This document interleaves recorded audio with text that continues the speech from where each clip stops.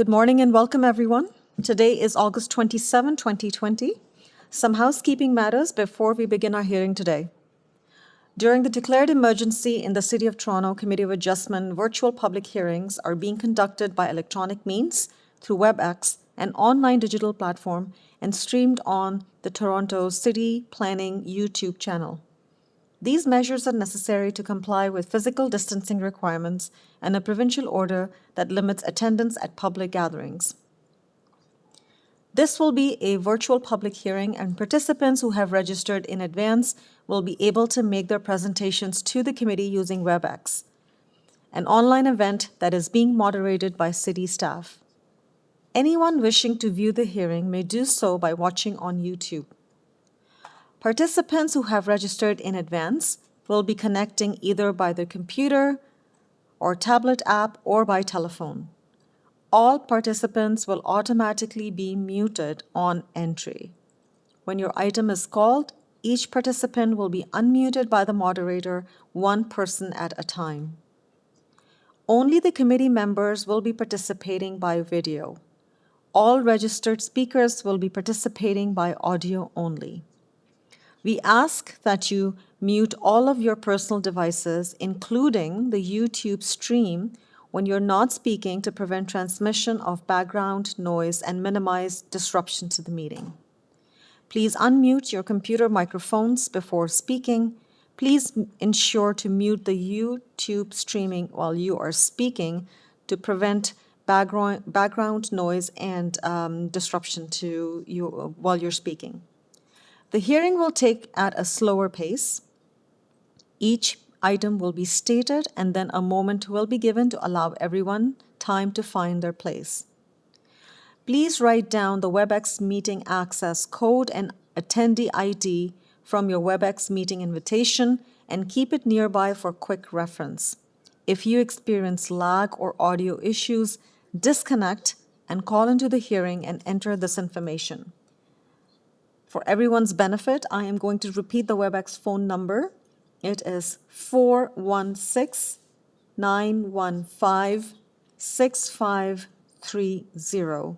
And the WebEx event number is 133-350-4512. Please call into the hearing with the phone number that you have registered with so that staff can recognize your number and unmute you when your item comes up. Before we begin our hearing, we acknowledge the land we are meeting on is the traditional territory of many nations, including the Mississaugas of the Credit, the Anishinaabe, the Chippewa, the Haudenosaunee, and the Wendat peoples, and is now home to many diverse First Nations, Inuit, and Métis people. We also acknowledge that Toronto is covered by Treaty 13 with the Mississaugas of the Credit and Williams Treaty signed with multiple Mississaugas and Chippewa bands.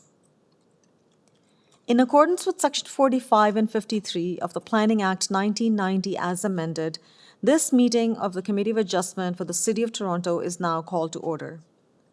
The Committee of Adjustment considers applications for minor variances from the provisions of the zoning bylaw, permissions to extend or alter lawful non-conforming uses, and consents to create new lots. To ensure a fair and a timely hearing, I will vet the agenda to determine which applications can be dealt with immediately and which applications require a more in-depth review. Each speaker, including the applicant or the agent, will be given a maximum of 5 minutes to address the committee. I will comment when you're reaching the 5 minutes. When addressing the committee, please clearly state your name and address.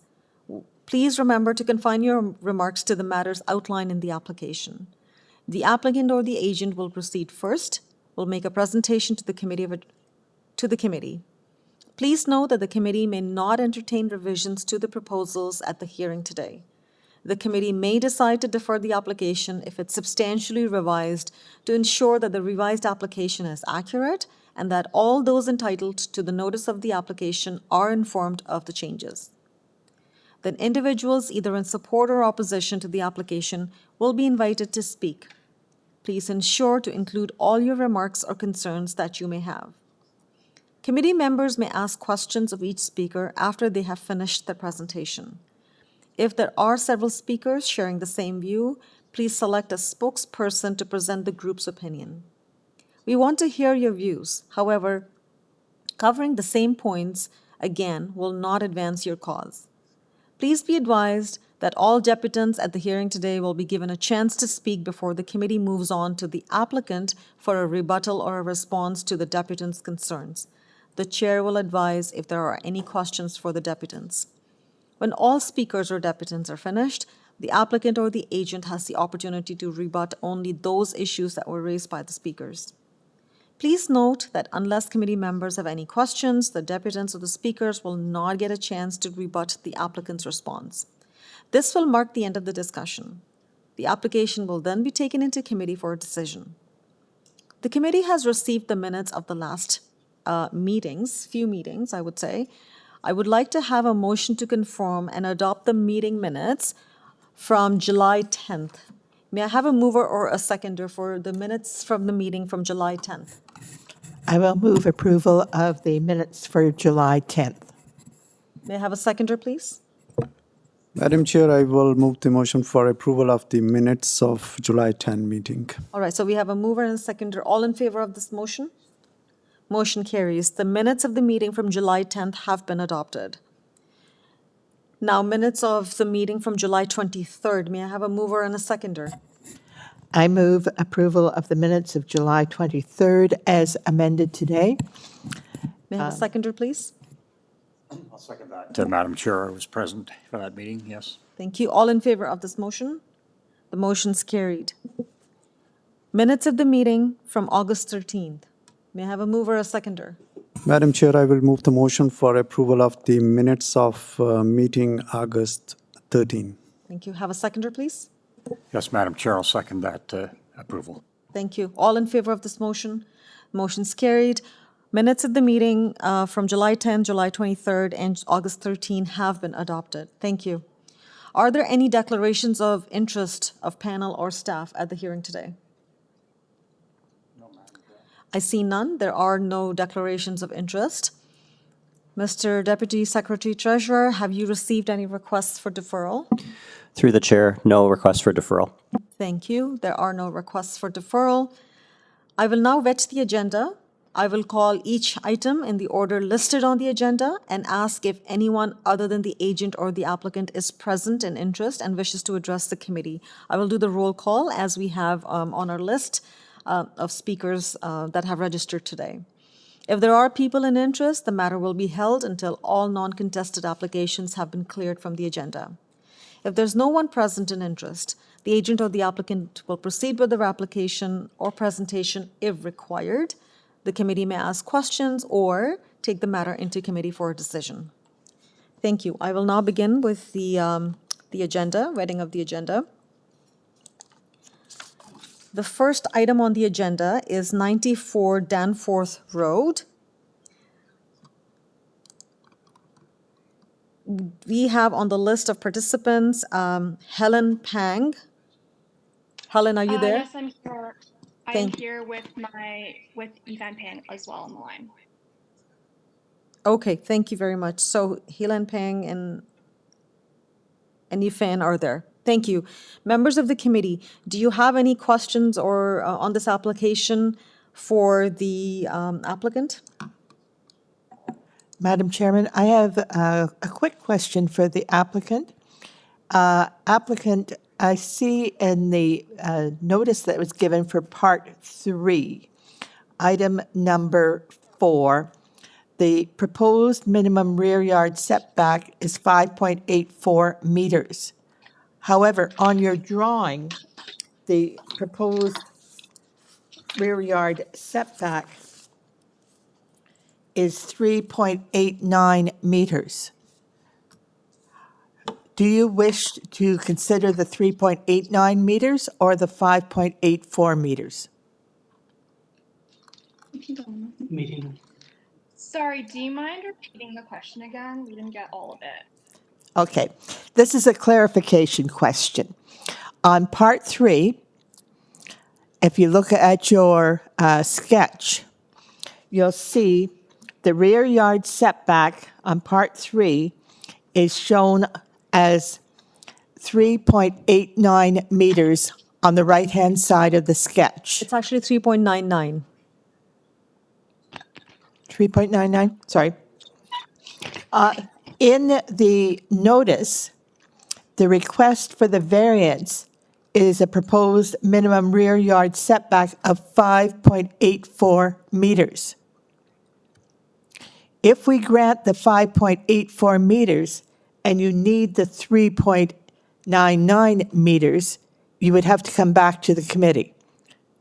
So I'm asking you whether you want to have a clarification that that the number should be 3.99 meters. 3.9. Yes, it should be 3.99 meters. Okay, thank you. Staff.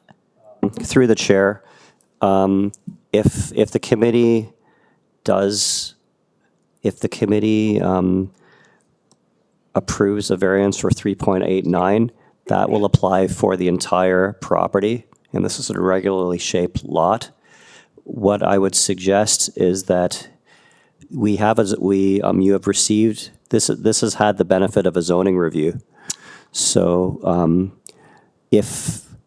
and the zoning review has identified the variance as 8.4. 5.84. Should the applicant wish to review that requested variance, the applicant may wish to defer the application so zoning can review it to confirm if the rear yard variance is correct as shown in the notice. And I think because it is reduced rear yard setback, it would require another notice because it's worsening the situation. That's correct, Madam Chair. Okay. So Helen, you heard that for Part 3, the site plan that has been provided to us shows a setback of 3.99, whereas the notice shows 5.84, which you have just mentioned that it doesn't reflect your design or the plan. Now, the option is, and because you mentioned that you do need the 3.99, so the advice that we just got from staff is that it would have to be re-notified because it is worsening the situation. So you would have, we have the option to defer the application so that you get a chance to go back and, rectify or, and the notice can be reissued. Sorry, do you mind giving me 1 minute just to translate to Ethan? Yes, the please. situation? Yes, please. Okay.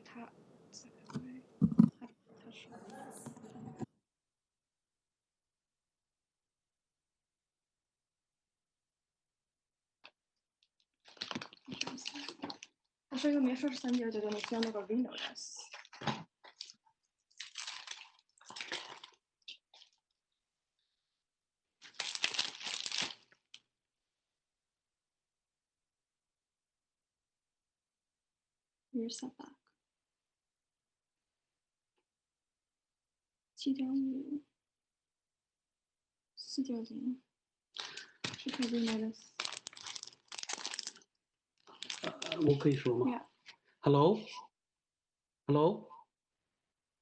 Yes, please, go ahead. Hello? Go ahead. Okay.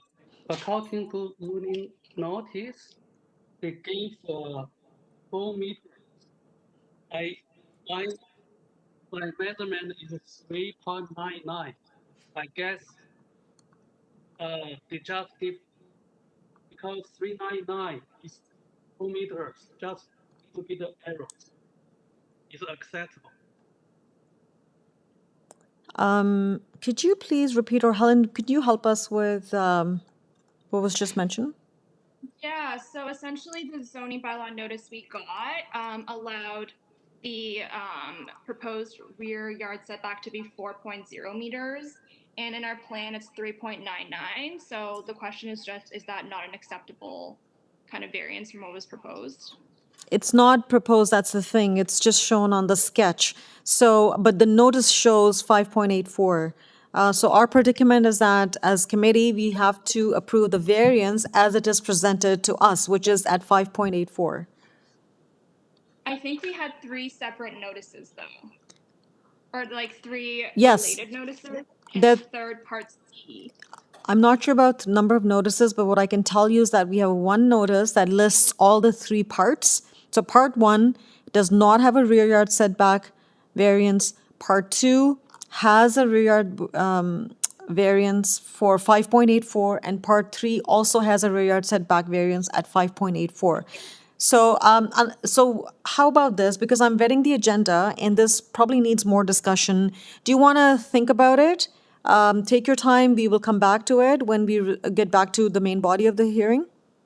Yeah, we just want to make sure we've clarified Yeah. what the discussion is around, because we do see a zoning notice that has allowed us the 4.0, or where we did notify it was 4.0. So we just want to make sure we understand the situation before we discuss. So we don't see this, so we don't see the four that you're mentioning. All we see for part three, it is the required minimum rear yard setback is 7.5 meters, and the proposed required minimum rear yard setback is 5.84. And this is a public hearing notice that was issued on August the 13th. Okay, I see that. So you're saying part three? Yep. It's only for part three that we're asking, because there's a discrepancy between the setback that's shown on the site plan and the variance. So we wanted to flag it to you just so that you're aware. But if you see that it's a problem and you need more time to think about it, you can think about it. We'll come back to this item when we discuss this further. Okay, so sorry, just to recap, if we can discuss this further, or if we want to create a re-notice, we would have to defer this. Yes, that's correct. If you want to really get your 3.99 meter setback or 4, the notice would have to be reissued to reflect that. Can I have question? Yes, please. I believe the zoning notice examiner made errors. Okay, that's fine. I mean, we don't know at this point what has happened. So I would suggest that if you want to discuss this further, let's hold this item and we will come back. And just wait, we have something from staff. Staff. Through the chair, I am looking at the zoning notice right now.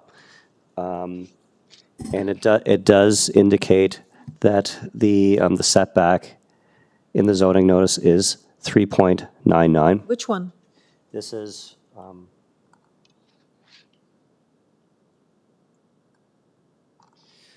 so this is for Part C. And variance number 4? That's correct. It is the zoning notice. The zoning notice is showing a rear yard setback of 3.99. But the in one that zone- we have here on the agenda shows 5.84. No, that's. So the zoning notice shows 3.99. The public notice is incorrect. So this is the reason. This is the reason. So there was an error in the public notice. So based on that, we will need to reissue the notice. So my recommendation for the committee is that it be deferred, so we can issue correct notice. There was an administrative error Okay. on the notice. So Helen, because of the inaccuracy of the public notice, it wasn't reflected correctly. This would have to be re-notified. Okay, that's understandable. Is there any way, we would have to wait for the next hearing, or is there any way for us to defer to the end of this meeting and get the issue corrected by then? No, because through the chair, this is since incorrect notice was issued, we need to reissue the notice because members of the public have not reviewed the correct variances before us. So the next hearing is on September 23rd. So we can reissue the notice. So the earliest it could be heard is on September 23rd. Is that okay, Helen?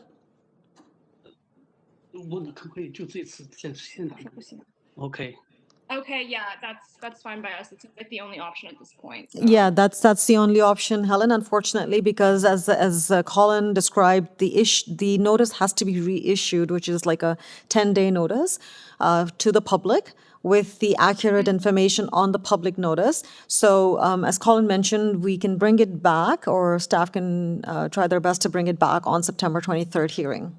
Okay? Okay, that's perfect. We would just like to request to be first on the agenda.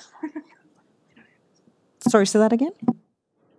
We would just like to request to be first on the agenda since we kind of talked. We can't commit to that. It all depends on the agenda and the nature of application. So I don't think staff can commit to that, but we'll try. They'll try their best. They've heard. They've heard. Okay. Thank you. But before you go, I need a motion on this application. Madam Chairman, I propose that the consent and variance applications for number 94 Danforth Road be deferred because of the need to reissue notice. Okay. May I have a seconder, please? Yes, Madam Chair, I second that motion that a new public notice be given. Thank you. All in favor of this motion?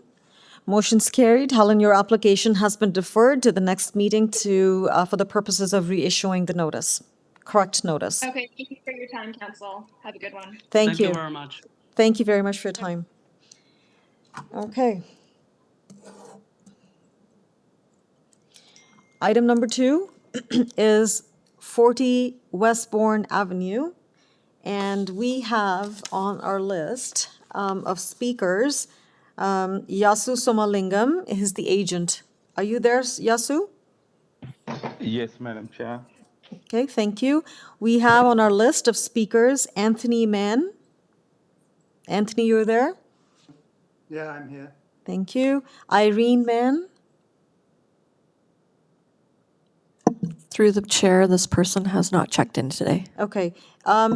Anthony, is Irene with you? She's with me. Oh, okay, thank you. Okay, thank you very much. We just wanted to confirm that. And we also have Kenneth Mann. Kenneth, are you online with us? I'm present. Thank you, Kenneth. Hello. Oh, perfect, thanks. Okay, so members of the committee, this is an application before us for a consent application and associated variances, I believe. Are there any questions for the applicant, Yasu? None? Okay. Yasu, are you aware of urban forestry conditions and conditions of ECS, letters of, are you aware of those conditions?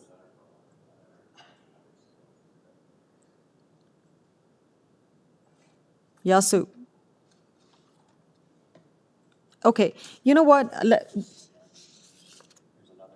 Hello. Hi, Yasu, are you there? Yes. Can you hear me? Yes, I can hear you. So you're aware of those conditions, but we have some speakers who would like to discuss this application, so we will hold down this application and come back. Okay. Okay. Is there someone else? Okay. So we're going to hold down this item and come back to it. Okay, Yasu? Okay. Okay. All right. We go to item number 3. Item number 3 is for 58 Pitt Avenue.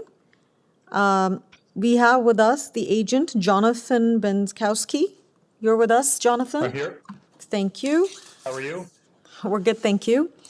We do not have any other listed on the list of speakers. Members of the committee, do you have any questions for Jonathan?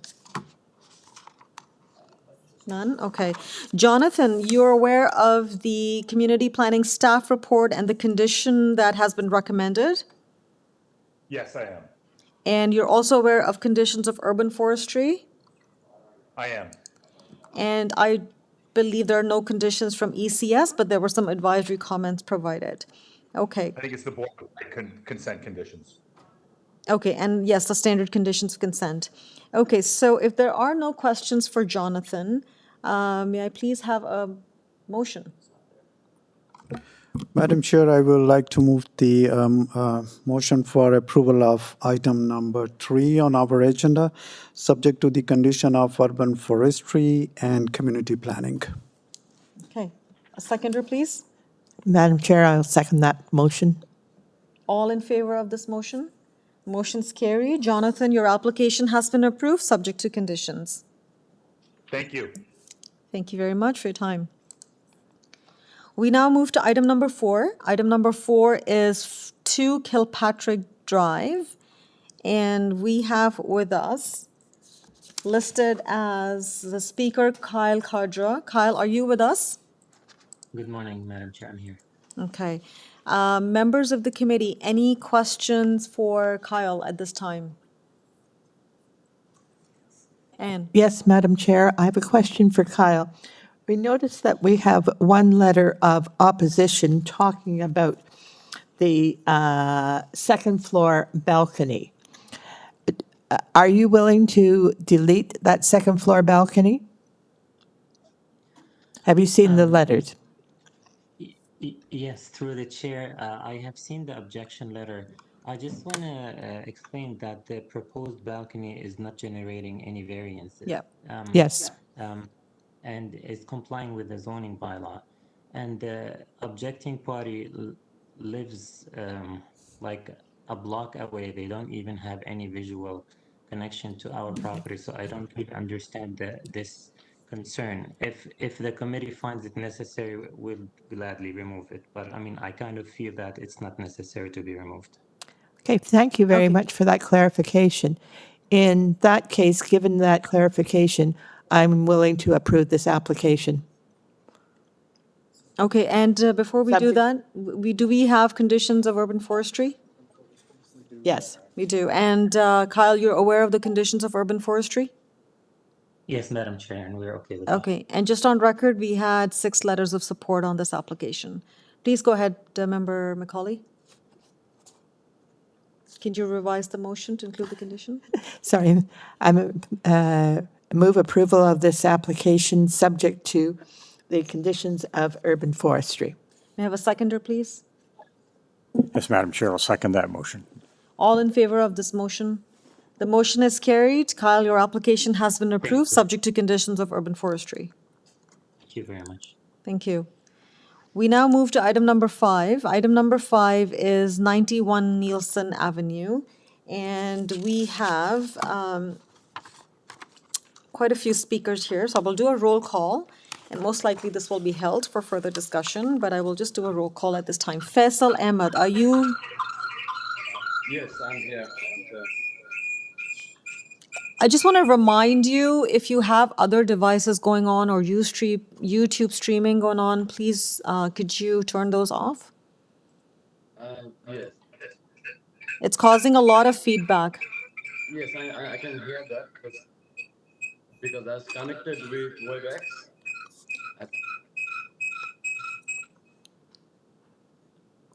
Okay.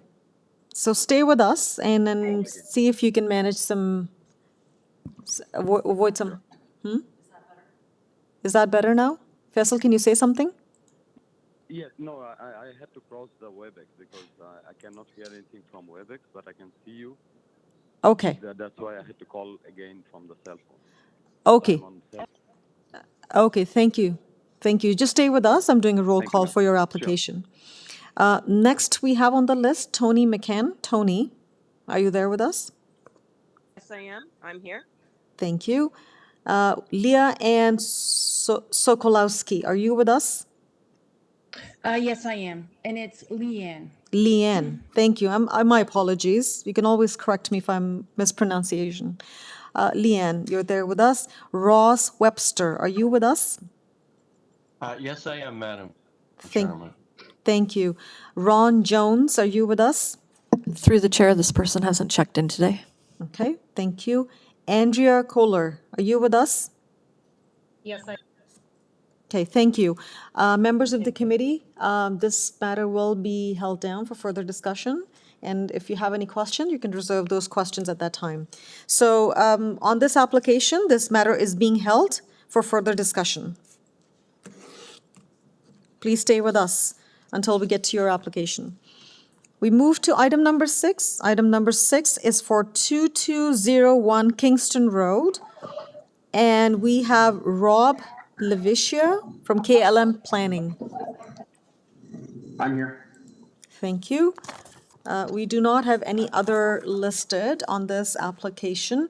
Members of the committee, this is a minor variance application, and we have quite a few variances before us. Any questions for Rob at this time? Okay, I'll give you a moment. Rob, you're aware of all the conditions that have been listed in the community planning report? I am. And you have no concerns or objections to it? None. Okay. You've also received comments from urban forestry, and there are 2 conditions. I believe there was one condition, but Oh. I've looked at all. I have no problem with any of it. I think it's condition or comment number 2 from urban forestry, and I have no issue. Okay, no, you're right. You're absolutely right. It is one condition. I was reading number 2 as 2 conditions. So you're absolutely right. There is only one condition, and that is condition number 2. Okay. Members of the committee, any questions at this time, or are we prepared to make a motion on it? Madam Chair, I'm prepared to recommend approval of this application, subject to the conditions from Community Planning and Urban Forestry. Thank you. All in favor of this motion? Oh, sorry, seconder on this motion. Madam Chair, I would like to second second this motion, subject to the condition of community planning as well as urban forestry. Thank you. All in favor of this motion? The motion's carried. Rob, your application has been approved, subject to conditions of community planning staff report and urban forestry. Thank you. Thank you.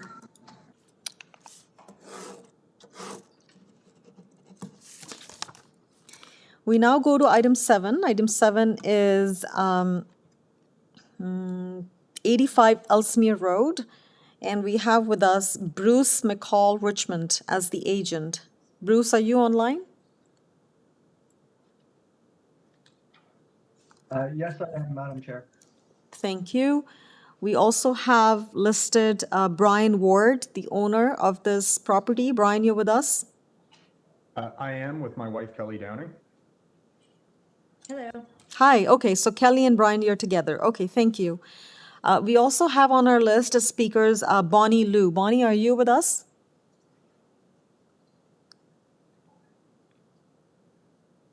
Through the chair, Bonnie was checked in, but she's no longer there. And as far as we know, she had requested to speak or just observe? Through the chair, I spoke to her last night. She just wanted to observe the hearing, so I directed her to the YouTube website, to the YouTube stream to view it. Okay, all right.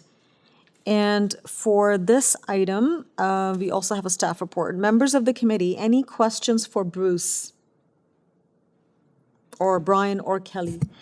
Madam Chair, I have a quick question. If the agent or owner could just tell me, give me an idea, like what other businesses are there on either side of their business? Sorry, say that again?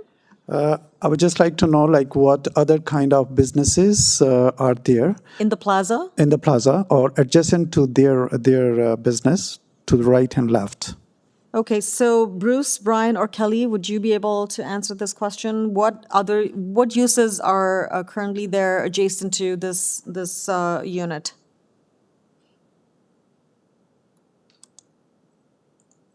That question, Madam Chair. The unit immediately adjacent to the west is a Wild Wing restaurant, and the unit immediately to the east, I understand, is going to be a marijuana dispensary. Okay. All right. Thank you. Any further questions? Thank you very much. The unit on the west is, I understand you told it's a restaurant. Keeping in view that the nature of the business there, I have seen your proposal. Thank you very much for providing us a lot of information. Just to reconfirm what measures you are adopting for assurance of the order, the air quality, the cleanliness, and other things. Do you think this is going to be enough, especially when the adjacent business is a restaurant business?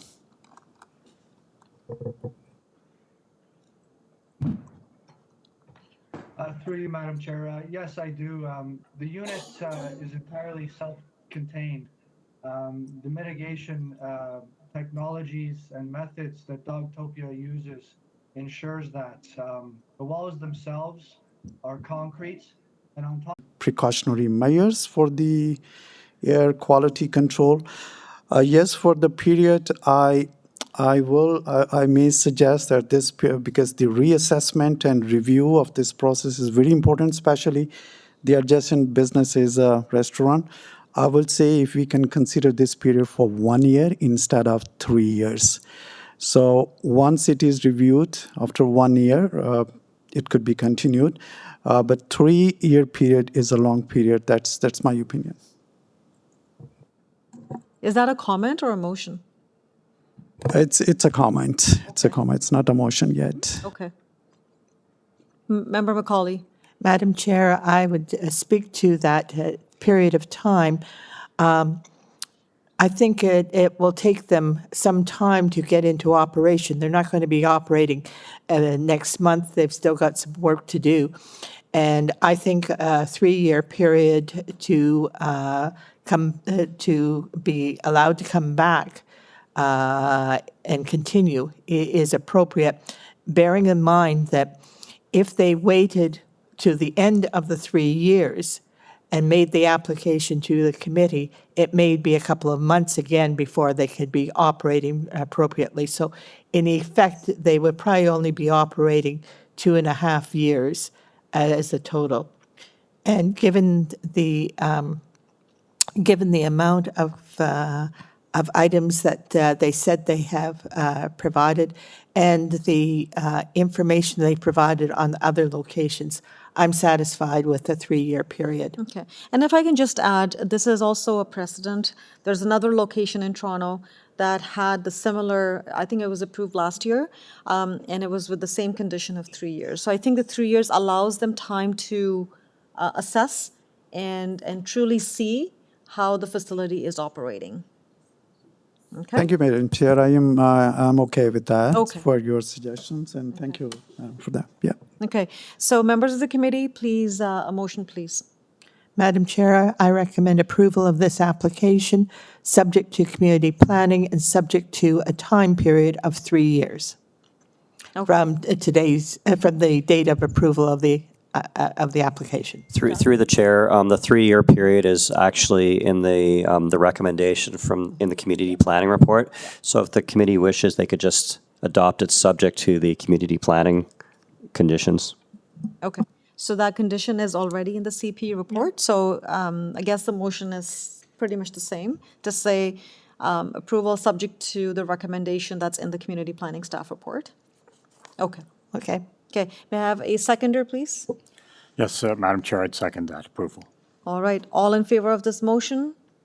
The motion's carried. Bruce, Brian, and Kelly, your application has been approved, subject to condition as listed in the community planning staff report. Thank you, Madam Chair, and members of the committee. Thank you so much. You're welcome. Thank you. Great. Good job. Thank you. We now go to item number 8. Item number 8 is 143 East Avenue. And we have on the list Pedro Pimentel, the architect. Pedro, are you there with us? Yes, I'm here, yes. Thank you. We also have Alan and Kathy Clements. Are you there with us? I am. Kathy is. Kathy is. And we also had Alan. I'm not sure if he's there, but okay, as long as we have Kathy, because you were together. And Kathy, I'm assuming you have concerns with this application? Yes, I do. Okay, all right. So we will hold down this item and come back to it in the main body, okay? What does that mean? That means that right now I am vetting the agenda. We are making decisions on applications that need quick decisions and they do not need further discussion. But your application, since you want to speak to it, we'll hold and come back to it. Okay. Okay, so you stay with us. You will be heard. Thank you. Item number 9, 222 Oak Ridge Drive. 222 Oak Ridge Drive. We have with us the agent Faisal. Are you with us? Yes, Madam Chair, I'm here. Thank you very much. Tanya and Camille Baksh, are you with us?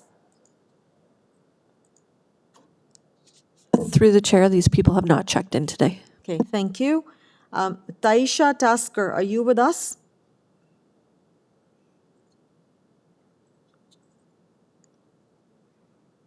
Taisha, Yes, I'm here with you. thank Can you you. hear me? Yes, we can hear you. I'm Thank here. you. Thank you. Thank Oh, you. good. Allison Spurway, Spurway, are you with us, Allison? Yes, I am here. It's Allison. Thank you, Allison. Paul, are you with us? Yes, I am. Thank you, sir. Here. Thank you. We have several speakers on this application, so we will hold down this item and come back to it in the main body. Thank you very much. Please stay with us. We now go to item number 10. Item number 10 is 57 Gradwell Drive.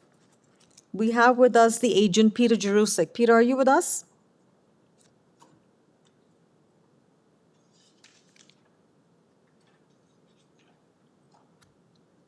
Peter, are you with us?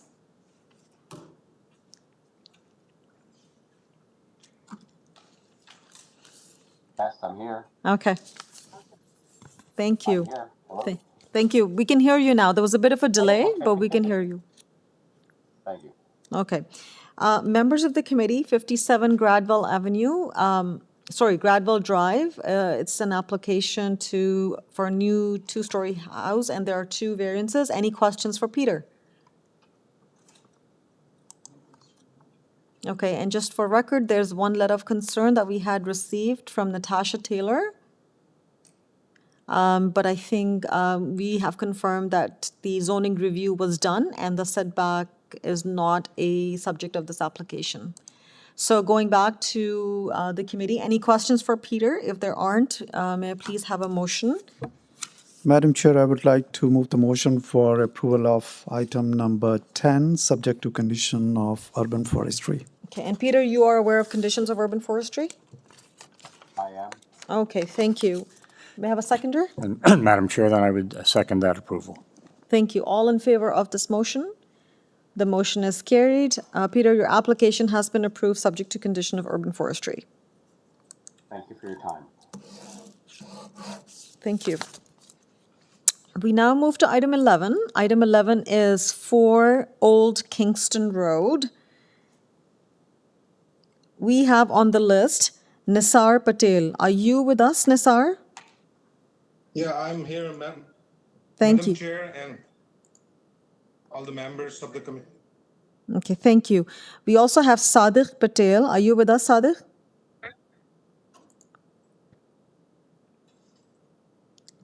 Ma'am. Okay, Sadiq, thank you. Asif Patel, are you with us?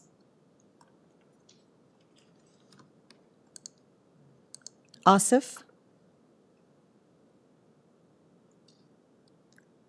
Yeah, he was virtually there, but I think maybe he's muted or. Okay, all right. As long as we know he's there because he had registered, and I'm not sure if he wanted to speak, but Asif, if you're hearing us, are you on mute? Can you check if you're on mute? You have to unmute yourself.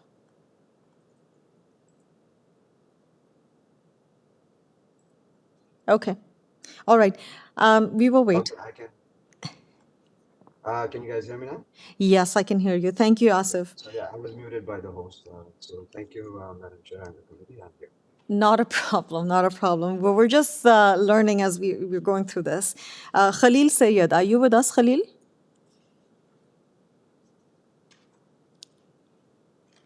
Through the chair, I don't have this person checked in yet. Okay, that's fine. He was the architect. So members of the committee, before I do that, before I move, Nisar, Sadiq, and Asif, are you aware of the community planning staff report and the recommendation that has been Yes. made?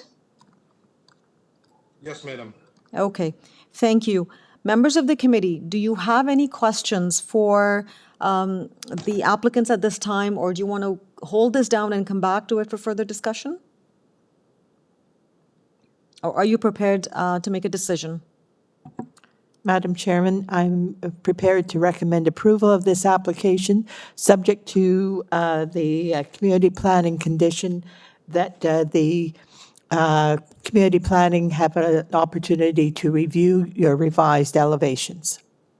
Okay, so Nisar, Sadiq, and Asif, you're aware of the recommendation of the, or a condition that has been recommended by staff that the elevations be submitted for review? Yes, madam. Okay, so we have a motion on the floor to approve the application, subject to the condition as recommended by staff report from community planning. And we do not have other conditions, right? There are no other conditions. Just for record, we had letters of support from the community as well as letters of support from Councillor's office. May I have a seconder? Madam Chair, I will second the motion for approval of item number 11. Okay, all in favor of this motion? The motion is carried. Your application has been approved, subject to condition that's been listed in the community planning staff report. Thank you. Thank you so much, Madam and Chair. Thank you.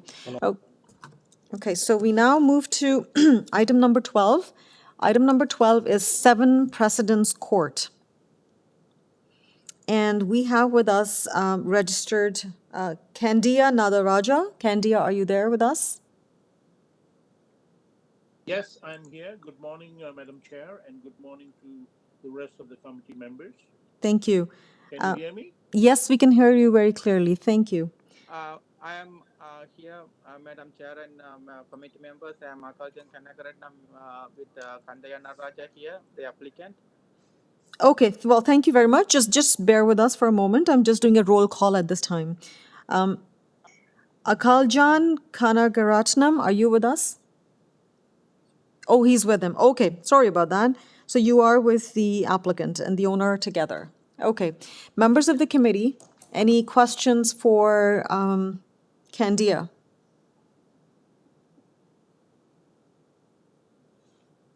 Madam Chair, I'll just ask if they have seen the community planning report, especially the question or issue of window privacy on the east and west side of the rear sunroom. If they're familiar with that recommendation by community planning?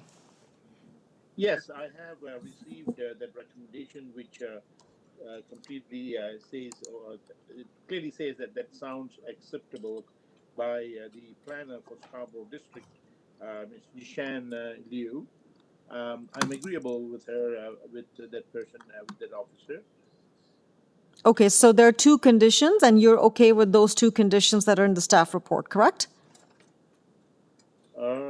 May I ask what those conditions are, just to refresh, please? Okay, so the 2 conditions in community planning staff report, which was dated August 13, is that the owner, should the committee approve it, that the following conditions be imposed, and those conditions are, 1, the owner shall build substantially in accordance to the site and grading plan prepared by AK Structural Design dated August 5th, as it relates to the building length and depth. Yes, I am agreeable to that. Okay, and the second condition is, the owner shall construct the windows along the east and west side of the rear sunroom addition with privacy glass. Yes, I'm agreeable to that too. Okay, perfect. Thank you very much. So to your point. Thank you for the clarifications, Madam Chair. Then I would move approval of this application. There don't appear to be any urban forestry, so move approval subject to the 2 conditions outlined in the community planning report. Thank you. All in, seconder, please. I will second that motion. All in favor of this motion? So, Candia, your application has been approved, subject to the conditions that have been outlined in the community planning staff report. Thank you very, very much, Madam Chair, and the rest of the committee members. I really, really appreciate it very much. Okay, thank you very much. Now we move on to item 13. Item 13 is 25 Hetherington Drive, and we have with us registered Stepan. Stepan, are you with us? Yes, I'm here. Thank you, Stepan. And we also have a neighbor, Sisira Somavardana. Are you with us? Through the chair, this person just emailed us indicating that they will observe on the YouTube stream. Okay, so I will, for record. They will not be registering as a speaker. Okay. Now, for record, I will just confirm that Cecilia has emailed staff to confirm that this person will not be speaking at the hearing today and just observing through the YouTube streaming. Thank you. Members of the committee, any questions for Stepan? Question for Stepan. Are you aware of transportation comments requiring you to get a driveway widening permit? Are you aware of their comments? Yes, I'm aware, sorry. Okay. Are you okay with those comments and understand that you have to get a permit? Yes, we're okay. Okay. Yeah. Okay, and are there any other conditions? I don't see any other condition. And just for record, we have a letter of support from the counselor's office. Okay.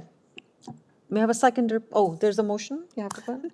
Madam Chair, I will recommend approval of this application, subject to the comments of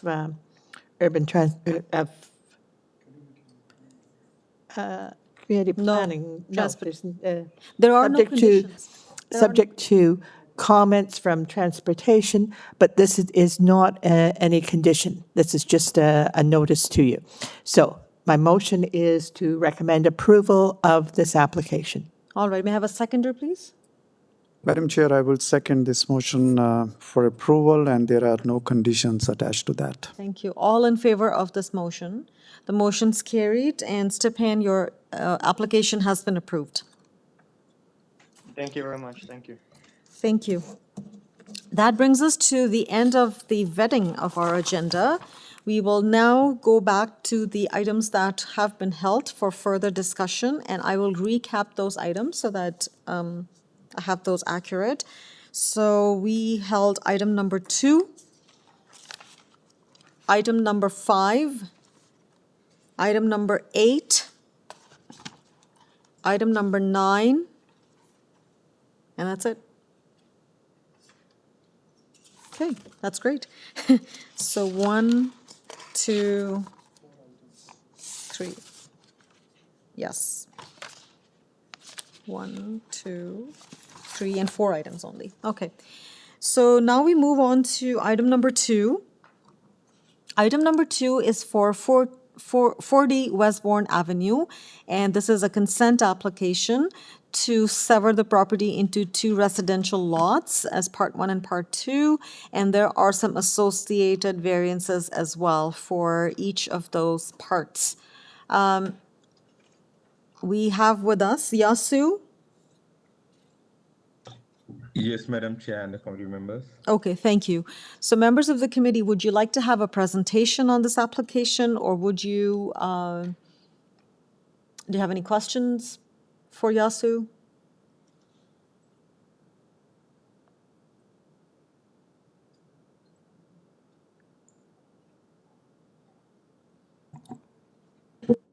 I take it that the applicant is familiar with the engineering report, that there'd be a corner rounding taken by the city. That's acceptable?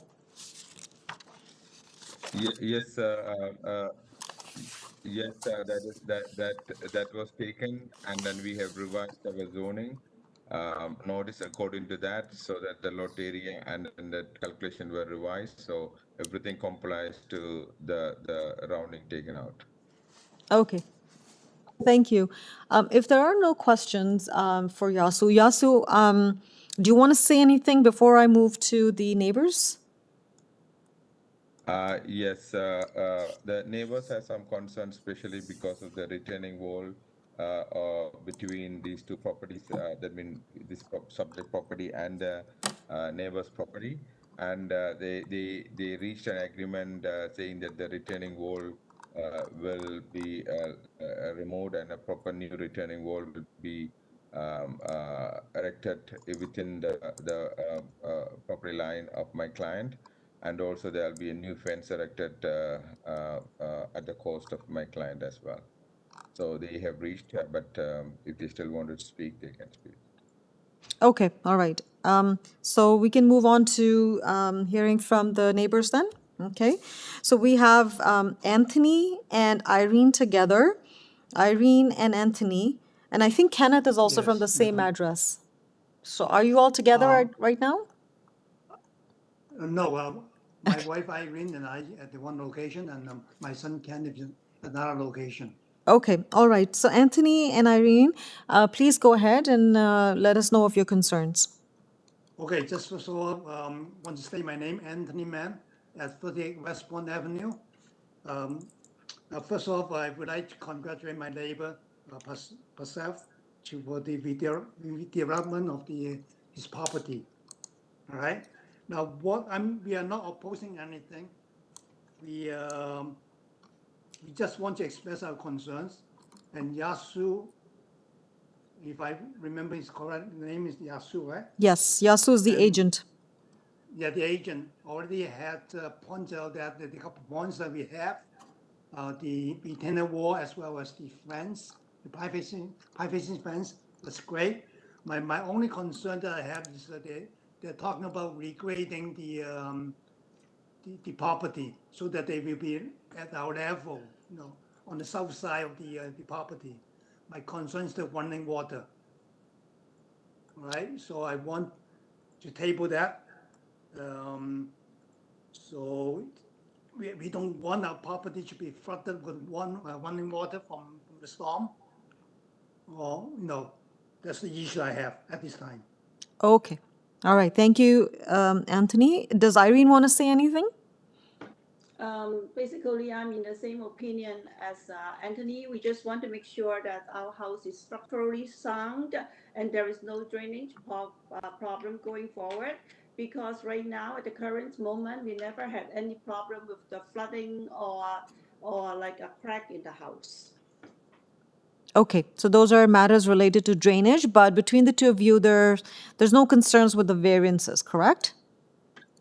Not at this time. Not that we like it, but then we have no way but to say yes, and we congratulate them. Well, you can certainly say no, you don't like it, but that's okay. You certainly can say no, but at this time, we don't want to fight a losing battle because all the houses on the street are like that. Okay, all right. Okay, that's fair enough, but you're certainly entitled to your opinion.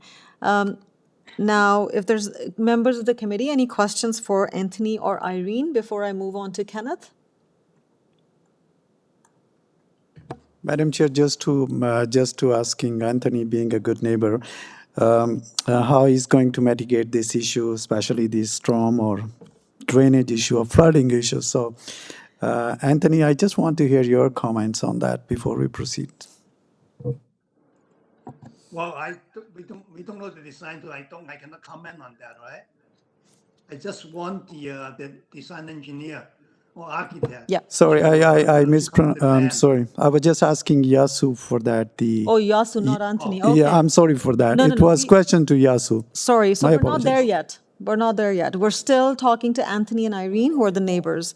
Sorry. So just so you know, drainage issues are not our purview.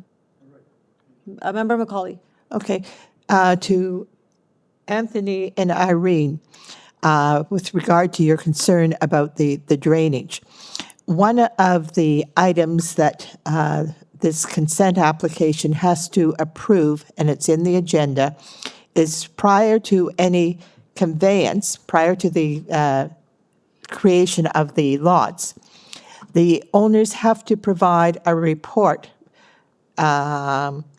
about an environmental site assessment that deals with the current conditions of the land and the proposed remedial action based on the site condition standards. So your issue about drainage will have a further review of city staff as part of the consent application. But at that time, will I be able to oppose it, or how I don't know the process. No, at that time, you won't be able to oppose it. The only time you can oppose it is here. But to give you a little bit of assurance, if we approve this application, there's some further work that the owner has to do, and that is prepare additional reports and studies to the approval of the City of Toronto. Okay. Does it mean that it will meet all the coding and stuff like that? Yes. Yes. Yes. So when the building permit stage comes, the drawings such as grading plans and servicing plans will have to be provided by the applicant to the city, and the city staff will review and approve those. And just so you know, Anthony and Irene, that these are the type of things that the building department will review, such as drainage and stormwater management issues on the property. And the idea is that no adverse impacts are created on adjacent properties as a result of this development. So whatever mitigation measures will have to be in place, those items will be assessed by the building department through the review of further plans and studies. Okay? Well, I understand that, but things my concern is what if it doesn't work in the future. Whatever they propose, they implement that, but it doesn't work, then what? What should I do? Well, the recourse will be to contact the city departments, I would say, building or bylaw maybe, services to let them know of your concern, and they will redirect you to the right people. I cannot say which ones exactly, but you can contact the city again, and if there's a issue in the future. Wouldn't it be too Sir, late? I would We have suggest, staff's opinion. Through the chair. So drainage issues are, this is outside of the purview of Committee of Adjustment. As the chair has mentioned, through the building permit stage, the applicant is required to provide certification from a professional engineer that all drainage is contained on site. And the city, unless those materials are provided, they are not going to get they won't get their building permit. If after the fact there are issues with drainage, there are avenues. You can call 311 if you have drainage concerns, and someone will come out and take a look. Okay? Thank you for your explanation. Like it's good to know that there is a third party, an expert to look into that. And we hope that this will never happen, but we just want to bring it up in the meeting because it's our concern. No, thank you very much. No, Okay. that's fine. Okay. One more point I want to bring it up is that on the supporting document, on the forestry department is saying that it's going to be divided into 3 lots instead of 2 lots. No, so if the committee approves the application today as presented, that's what it's going to be approved as. It's not up to any other department. Okay. Okay? Okay, that's fine. I just want to make sure that it's not 3. No. We have an application before us to consent to sever the property into 2 lots. So if the committee approves the application today, it will create 2 lots. Okay, great. Okay? Thank you. Thank you very much. I will now move on to our second or third speaker, Kenneth Mann. Kenneth, are you online with us? I am. Hello? Yes, we can hear you. Please go ahead. Perfect. Good morning, Madam Chair, members of the committee, Mr. Samalingam, and city staff. I'd first just like to thank you for the opportunity to speak before you today. As you know, I am the son of Anthony and Irene, who are the owners of 38 Westbourne Avenue, the property abutting 40 Westbourne Avenue. I'm not sure if the members of the committee have had an opportunity to review the current concerns that I had submitted earlier. But I am happy to report that I have been in contact with Mr. Samalingham's agent, the builder Altona Group. I just wanted to speak on 2 of the issues because I think that there are points of clarification that I'd like to make. So my first concern was in regards to the retaining wall. And so the agreement that we reached with the builder, Altona Group, was that if a retaining wall is required, they would build the retaining wall on the existing property and not on the property line. And so so the builder, Mookie, he was amenable to that, and that the improvement of that retaining wall, if one was required, would be at their cost. And so the second similar item too was just the concern related to fencing, because the applicant has proposed that a door be placed on the side of the lot line abutting my parents' property. And the builder has agreed to erect a fence, a 6-foot fence, to improve that privacy. But the point of clarification was that that fence would be erected on their property and not on the property line. Okay. My concern was that my parents, are seniors, and they would be unable to maintain the fence if that was necessary. Okay. So yeah, and so I'm happy to report that we've come to that agreement, but I'm requesting that the committee, if they do decide to grant the minor variance, that it be conditional on the applicant agreeing to those aforementioned remedies. Staff, please. Sorry, Kenneth, I'm sorry to interrupt you. Staff would like to say something at this point. Through the chair. Matters regarding agreements between neighbors are a civil matter, and they're outside of the jurisdiction and authority of the Committee of Adjustment. So the committee cannot include conditions to that effect.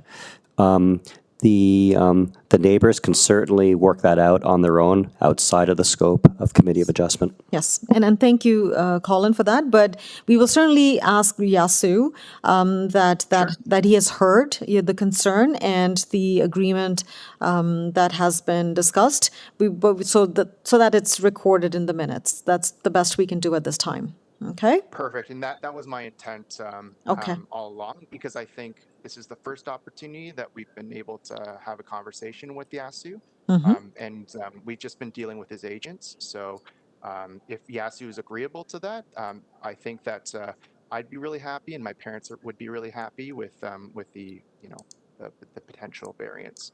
And finally, I'd just like to thank you for your consideration, and I'd like to also thank city staff for their wonderful help throughout this process. Well, thank you very much for taking the time, Kenneth, and talk to us today. And yes, we did receive your letter, and we have read it as well. Thank you. Perfect. Thank you. Okay, so let's move to Yasu now. Yasu.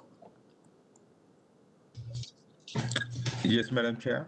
Okay, so you heard the concerns. Those are predominantly related to matters outside of the purview of this committee, but those are important matters that need to be addressed or at least looked into. So matters of drainage, we tried our best to explain, and then there are matters related to location of the retaining wall and the fence on the subject property, and that it doesn't encroach on the adjacent property. So I know you've had some discussions with the Mann family.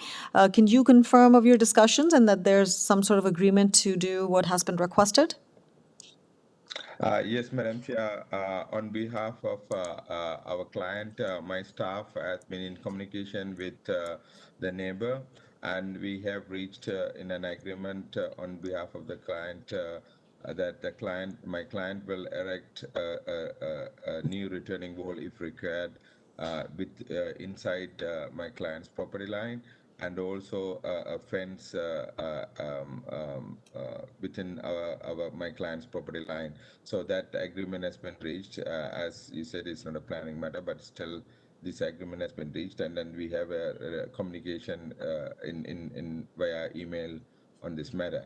Perfect. And regarding the drainage and grading, yes, these things will be addressed during the building permit process, and the engineering department and the building department will review those things and approve it.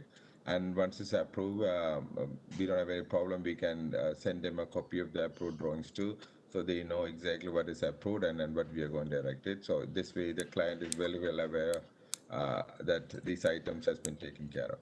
Oh, this is great. Thank you, Yasu. I think it really helps when the developers or the builders speak to their neighbors in advance. Thank you for that. Members of the committee, any questions for Yasu? Okay, and Yasu, you are aware of the condition number 1, 2, and 3 of the urban forestry? Yes, Madam Chair, and we agree to that. Okay, and then I'm assuming there are standard conditions from engineering services. We have an ACS memo. You're aware of those as well? Yes, Madam Chair. Okay, all right.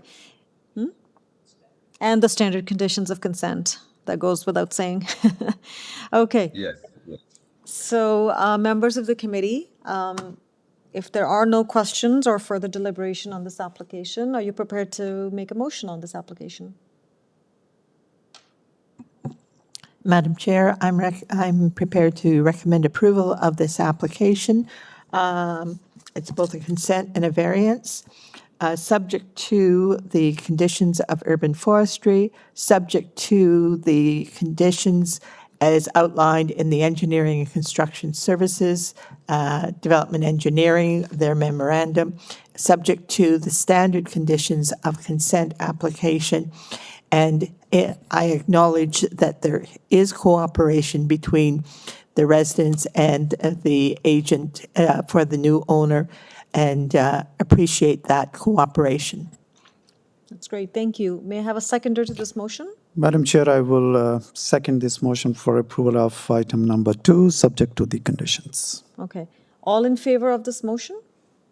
The motion's carried. Your application has been approved, subject to conditions.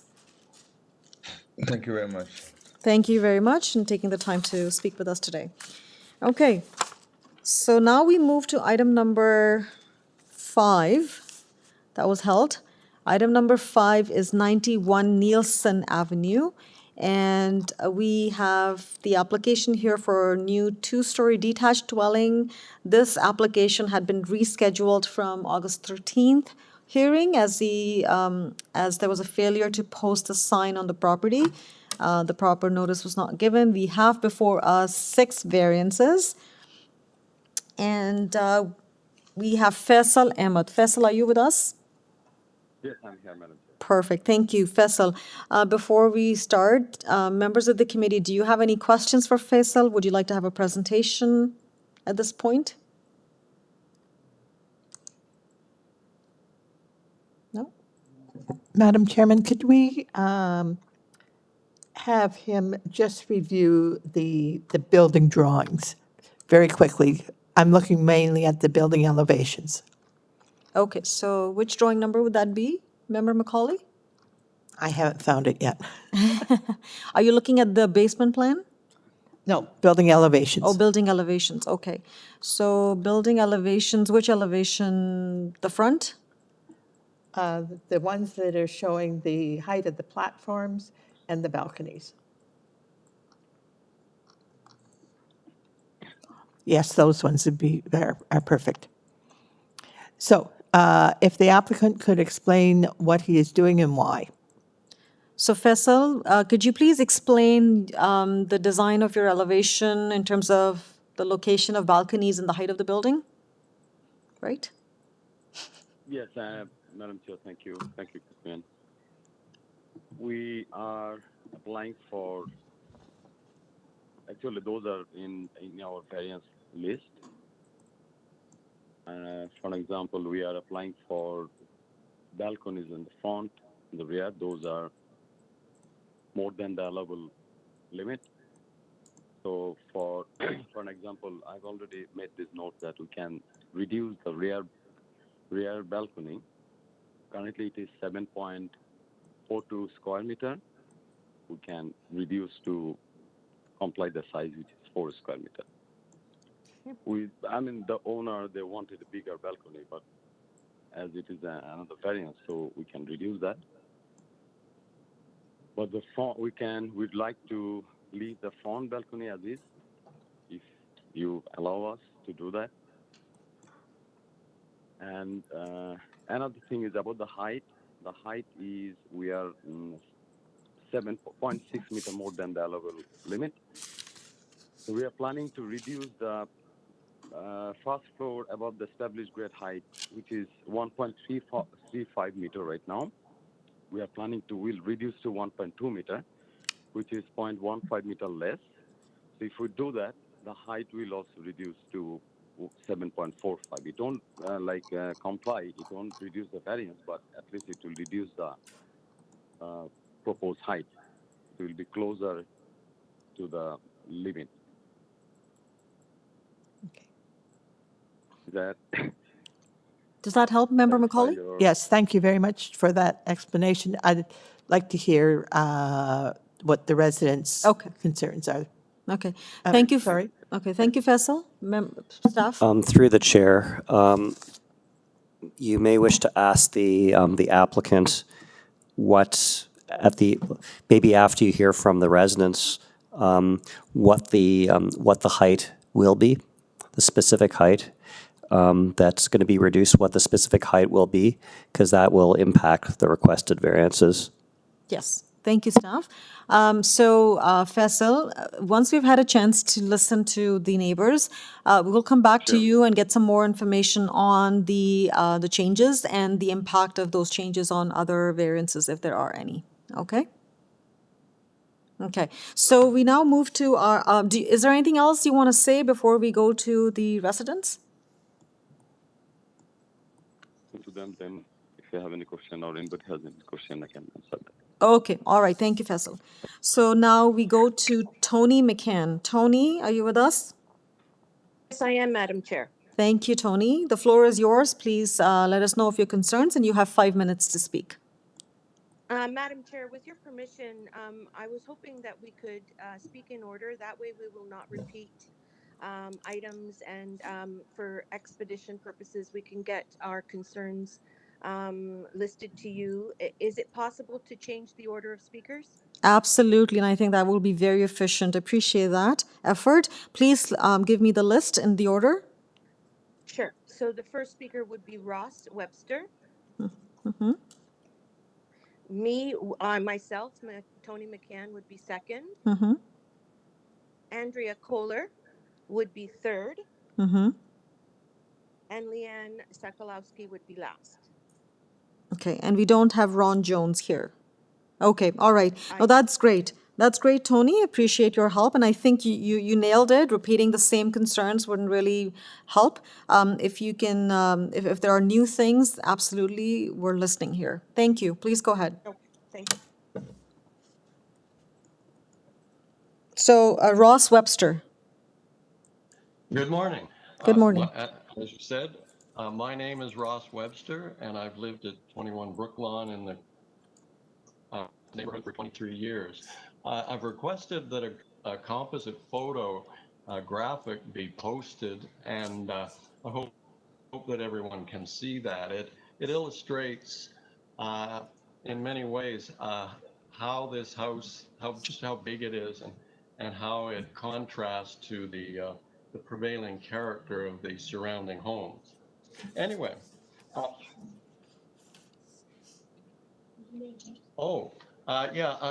just a little concerned that we're addressing changes with the agent. My understanding is at this meeting, you would not be entertaining modifications at today's meeting, but more importantly, it's not studied and responded to the plans as posted on the AIC. Okay, if I can just clarify, minor modifications, it's up to the discretion of the committee to listen to them, and if appropriate, take that into consideration. Yes, we do discourage making changes because it's difficult for both for the committee as well as members of the public to understand. But if they're minor in nature and if it could be resolved, we try to help out. Okay, so I will. Okay, so please go ahead with your concerns. Okay. With that in mind, we're going to continue with our presentations based on the information that was posted to the public on the AIC and on the public notice. The Committee of Adjustment has received 14 letters of opposition from concerned residents regarding this application, as well as a petition demonstrating another additional opposition from 23 more residents. I think this gives you a good sense of how strongly the neighborhood opposes this project. To make the best use of the committee's time, only 4 of us are speaking, but we're representing the entire neighborhood. Each speaker will address a specific set of concerns about this application. I will begin by stating that we are opposed to this variance application. It does not pass the 4 tests for the Committee of Adjustment to allow this application. This proposed build is not in keeping with the prevailing character of our neighborhood. Travel's official plan clearly states that development will respect and reinforce the existing physical character of each geographic neighborhood, including the prevailing heights, massing, scale, density, and dwelling type of nearby residential properties. The 6 variance requests are major, not minor, and not in keeping with the character of our neighborhood. Simply put, this proposed house is too tall, too long, and too large. I would like to make it clear, we are not against rebuild homes that can improve our neighborhood. We encourage builders to produce new homes built within the zoning bylaws or close to them with truly minor variances. However, there is a recent trend for applicants to request extreme variance far beyond what the zoning bylaws allow. As a result, more and more residents are pushing back against applicants who are trying to build extreme houses that have nothing in common with the prevailing character of homes in Cliffcrest. Allowing 91 Nielsen to be built as presented would set a very dangerous precedent for the community.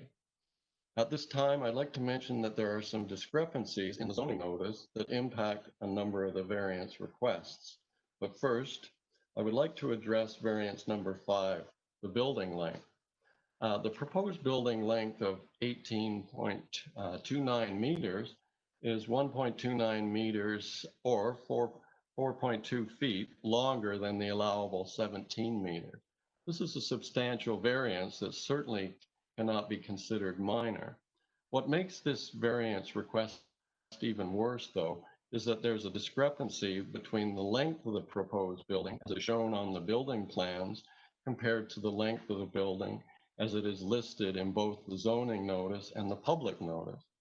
The summary chart and drawings on pages 5 and 6 of the building plans indicate that the length of the building is actually 19.51 meters, while the notices indicate that the length is only 18.29 meters. It appears that the width of the front porch, which is 1.22 meters from front to back, Ross, was subtracted. may Yes. may I interrupt you for a second? Are you reading from your letter that you've submitted to us? No, but I am reading a proposed statement because I only have 5 minutes, and if I don't have it laid out, I could run out of time. So Okay. it's not my letter. It's definitely not my letter. Okay, all right. So just wanted to make sure. Okay. I know it may appear that I'm reading, and I apologize for that, but there are so many points I'd like to make that if I Okay. didn't write it, No, but because there I must say that your letter was very thorough and I appreciate it. I think it was very well laid out and written. So I just wanted to make sure that we got your message, but I'm happy to hear your statement as well. Thank you. Okay, I appreciate it. Okay. Okay, what I think happened is it appears that the width of the front porch, which is 1.22 meters from front to back, was subtracted from the building length because normally a porch isn't counted as part of the building length. In this case, there's an unusual design where the porch is built over the basement, where there is a bedroom and bathroom at the front underneath the porch. The porch being over the basement is part of the footprint of the house, so it must be counted in the building length in this case. This discrepancy then calls into question many of the other calculations made in the application. But regardless, at either 19.51 meters or 18.29 meters, this building length is an extreme variance request. It's either 4 feet or 8 feet longer than the allowable length. At such an extreme length, this house will extend much farther into the backyard than the houses of the neighbors. It's also planned to be a very tall house, so the additional length compounds the problem that the immediate neighbors will have with the loss of sunlight and the loss of privacy. And this would impact the neighbors behind the property much more as well. The rear deck at the first floor level will be almost 4.5 feet off the ground. This would make a standard 6-foot fence inadequate to provide much privacy at all. The proposed second floor balcony at 15.5 feet off the ground would be like a viewing platform for people up there to see everything going on in the neighbor's backyard. Okay, you have 30 seconds. For all of the above reasons, I request that the Committee of Adjustment refuse this application. Thank you. I'm now going to turn it over to Tony. Okay, thank you.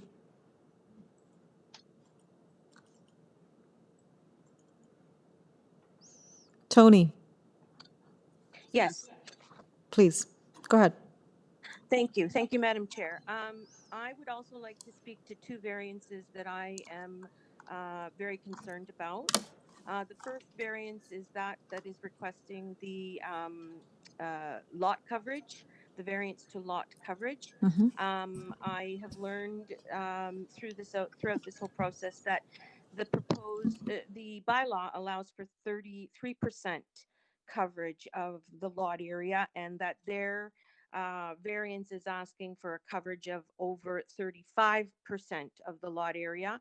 I'm also in line with Ross in the sense that the plans and the actual the building plans and the actual proposed variances are not, they're not in line. I had an architect, a friend of mine, a neighbor of mine, who looked at the plans, and the actual calculated coverage would be approximately 184 square meters, not 174 square meters that is being shown on the plan. So that would actually raise the lot coverage to 37%, over 37%, rather than the 35%. So now we're even 2% larger. So that's one very, very serious concern that I have in terms of the variances. The second variance I'd like to speak to is that of the floor area of the home. When I combine the first one with lot coverage and the floor area, this one here, the size and scope of this building is mind-boggling to me. The permitted floor area is 0.5 times the lot area. So in this case, with this lot, it would be 246.67 meters squared. The request for the variance would put that home at 327.9 meters squared. That's 133% more than the allowable floor area. This home would be over 3,500 square feet. As you can see from the drawing, it would dwarf the homes not only beside it, but in the neighborhood. I live at 90 Nielsen. I'm directly across the street from the proposed build, and I would be looking at a home that does not match, as Ross said, the characteristic and the feel of our neighborhood. And I've been here for over 23 years, and I don't see that this is a house that A, fits on the lot, or B, actually fits in with the neighborhood as it is now. Lastly, the last thing I'd like to speak to are my issue with and concern with tree removal. I know that as of yesterday, or the 26th of August, we know that trees have to be protected whenever there is any building being done. But I also understand, and I may be wrong, but I understand that if there are variances requested, and the property was waiting on whether the variances are approved or not, that no cutting should be done until any kind of statement of approval or deferral or rejection has been made. We have already seen major tree cutting happening on the property. I did contact 311 regarding whether there were permits for this tree removal. I was told that there were 2 permits, but given that the variances are still not approved or haven't been even deferred in any way, I'm concerned about tree removal and the canopy and the look of the neighborhood, because the trees that were removed were not dead and were not ailing and were completely healthy.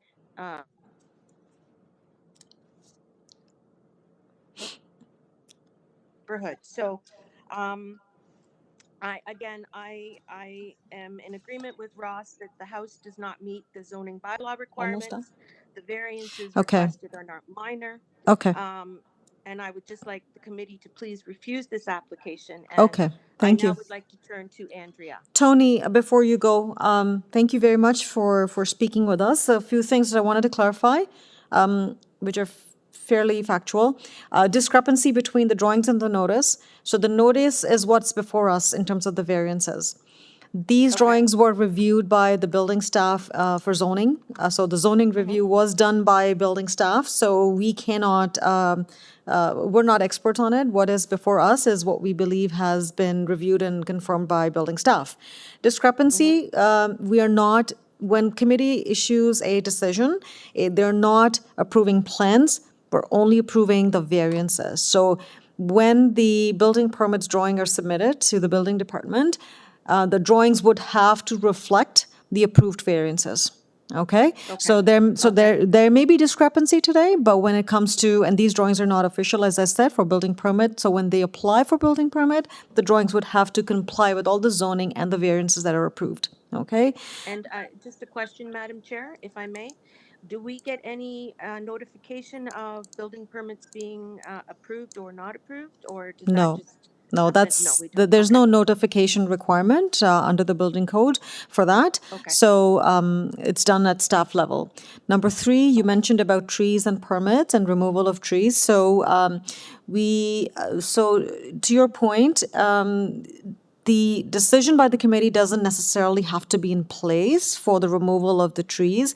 If you've contacted 311, as you said, and you've been advised that the permits were obtained from urban forestry, they are well within their rights to remove the trees for what they were given permission. I can't speak to everything being removed, but the permits that were issued would be for the trees that were as part of the permit. So yes, they could have gone outside of the decision, but yes, they are well within the rights to remove any trees on the property. And staff would also add something. Through the chair, for this application, Urban Forestry was circulated this application, and they did not recommend any conditions. Okay. Oh, I'm sorry. Hold on. Just to clarify, I'm sorry about that. So there are there are 2 conditions. I'm sorry about that. So the 2 conditions that have been recommended by Urban Forestry requires that a complete application for a permit to injure or remove a tree on private property. And then condition number 3 is payment in lieu of planting of city trees. We can confirm with the applicant when he's on the floor again if those permits have been, sometimes, the applicants go ahead and obtain those permits and make those payments prior to the decision. So we can certainly ask for confirmation on that. Okay? Okay, thank you. Thank Okay. you. Thanks, Tony, for your time. Now we move to our third speaker, and we have Andrea.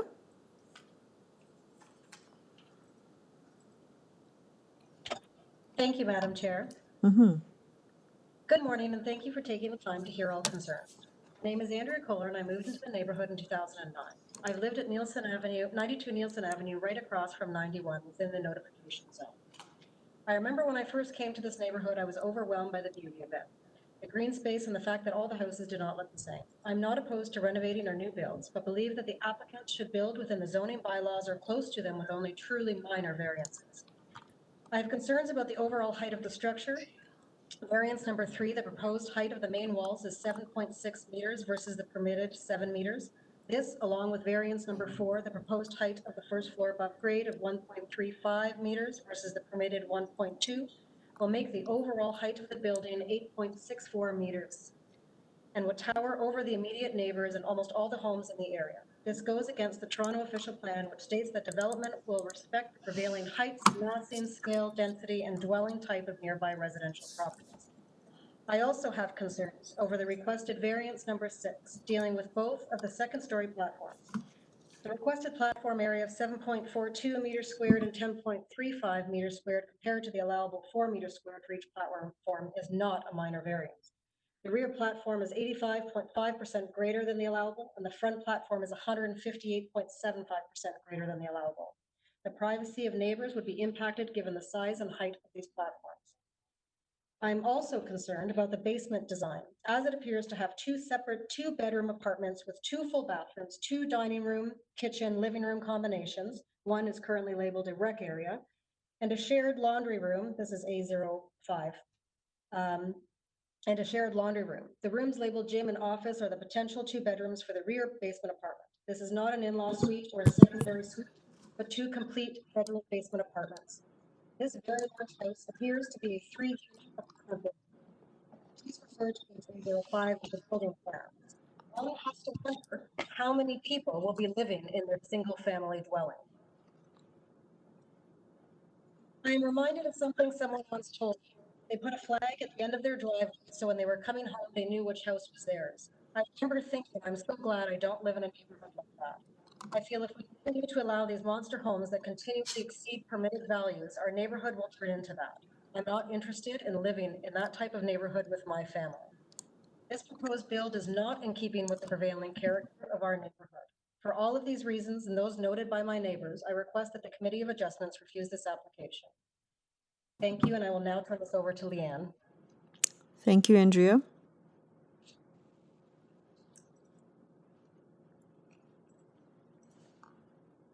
Hello. Hi. Is this My Leanne? name is, yes, it's Leanne. My name is Leanne Sokolowski, and I've lived in the Cliffcrest community for 30 years. I back onto 91 Nielsen, and I'm in the notification zone. You've heard the technical aspect of the opposition, but now I'd like to provide you with a more personal point of view and what the impact of allowing these variances to pass would have on the neighborhood now and in the future. Madam Chair, committee members, fellow speakers, and guests, if you have been fortunate enough, you too have sought refuge in your own house, in your own backyard, and on long walks and bike rides in the streets of your neighborhoods, as I have, to escape the fear and unpredictability of the pandemic. It is during these times I have never felt more grateful and more comforted and more safe than I have on my street and in my neighborhood. And it's for this reason I'm so passionately involved in this issue that has brought us all here today.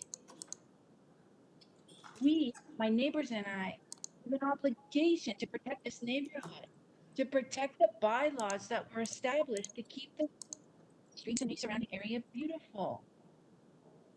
I'm speaking on behalf of my neighbors, many of whom have signed a petition eagerly, and have come to me asking how they can help stop a house being built that first is not in keeping with the prevailing character of the neighborhood, but second reflects a total lack of concern and respect for the bylaws that have been established to keep the neighborhood as beautiful and charming as it is.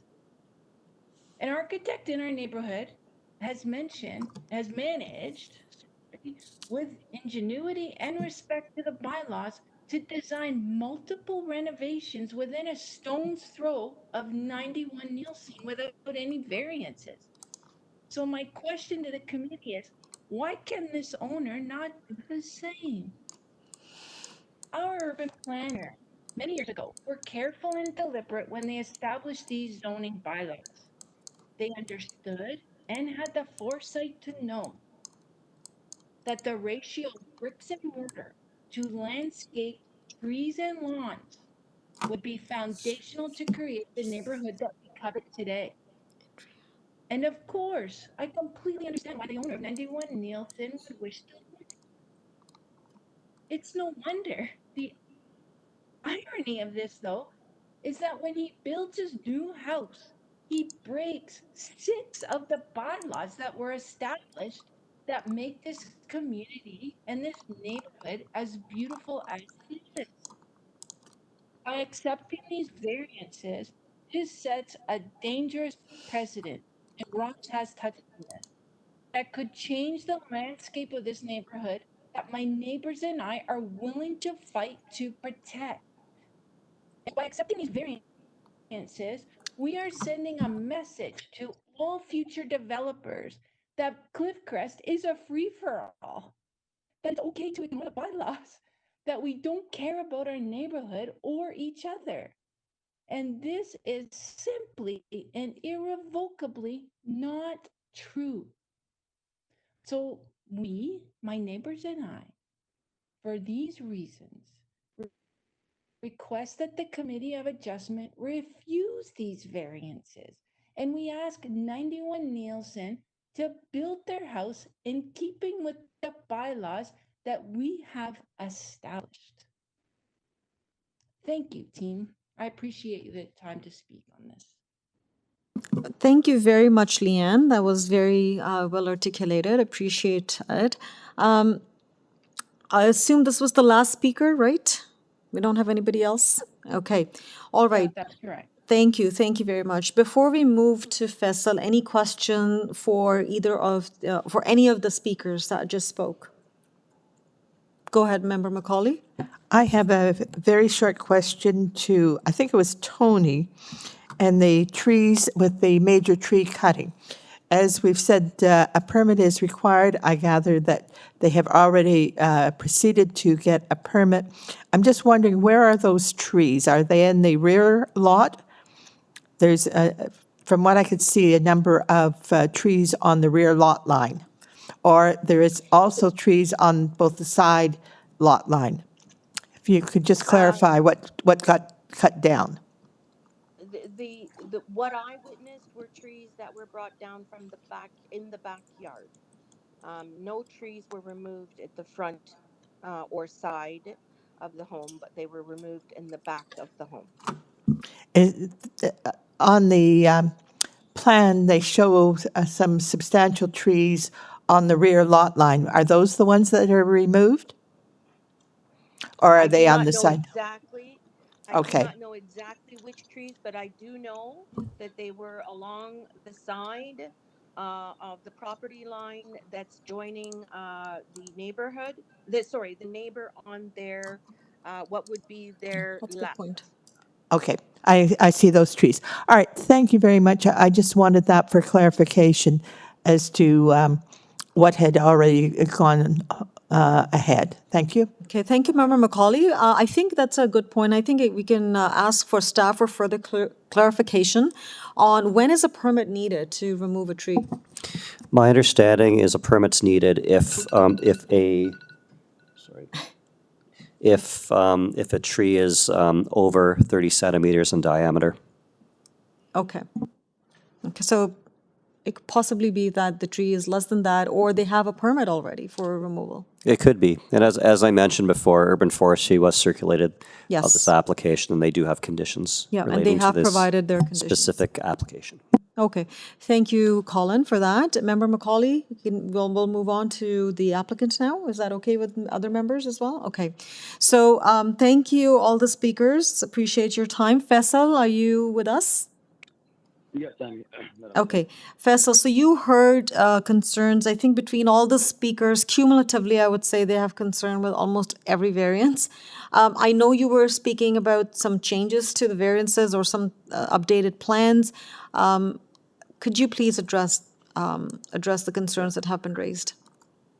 Sure. I'll go quickly with Ross, Tony, and Andrew and Ian's comments quickly. Mm-hmm. Ross had concern about the building height, and I already explained that we are going to reduce the height. And also, Tony had the concern about tree removal. As far as I know, that owner already taken the tree removal permit, and it's already in the condition, so they have to get the permit anyway. But I know that they they have the forest department permit already. And Andrea, she was also concerned about the height. Again, we are reducing the height, and it will go to 7.45 meter, not anymore 7.6 meter. She maybe calculated 8.6. Actually, it's not 8.6, it's 7.6 proposed. And I'd like to say there are so many houses on the street, is 9 meter, and even in some cases more than 9 meter. But we are way below that, lower than 9 meter. And Leanne also had concern about the tree, houses, size of the houses, height of the houses. There are like 7 new build houses on the street right now. And we are also working on a couple of projects there. So they're built, and the 7 I'm talking about, they're already built and bigger houses than that. And if you, for an example, I can give you an example. which is 4,000 square feet. I mentioned I sent a response, and it's in there. I mentioned about the 13 Nelson Avenue, which is 4,000 square feet in size, which is way bigger than ours. And also, with due respect with Ross, and not only Ross, and with other neighbors, there are so many residents had sent objections. They live in the neighborhood, but they are not closer even to the property, except Andrea. Except Leon. So, for example, Ross lives at least 1 kilometer far from the property. And I mentioned all the addresses, all the names, and the distance from the property. Also, I have attached the closest neighbors concerned that they are in support with this application. We took their signatures, we spoke to them, especially the very closest, the side neighbors, like adjacent neighbors, opposite neighbors, rear neighbors, all of them, most of them, I should say all of them, they don't have any objections.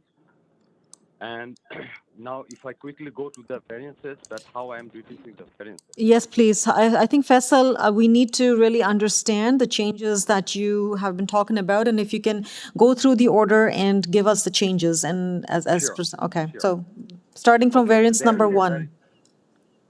Okay, variance number one, we'd like to keep like that.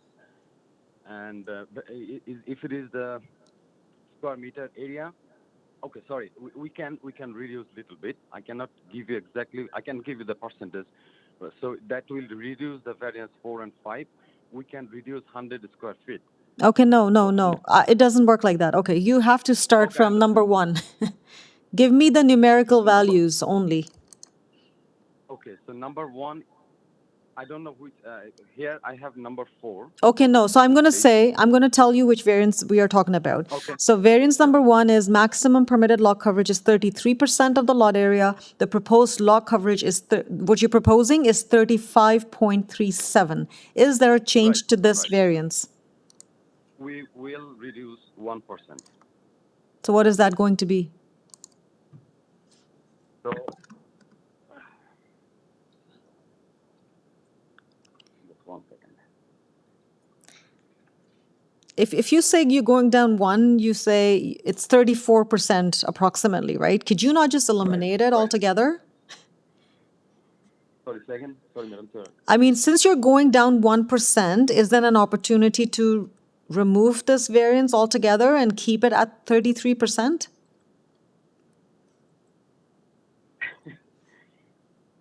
Okay, can I come to that later on? Because, I mean, if we reduce to 33%, I mean, that this is the house they are going to live. They just wanted a little bit bigger house.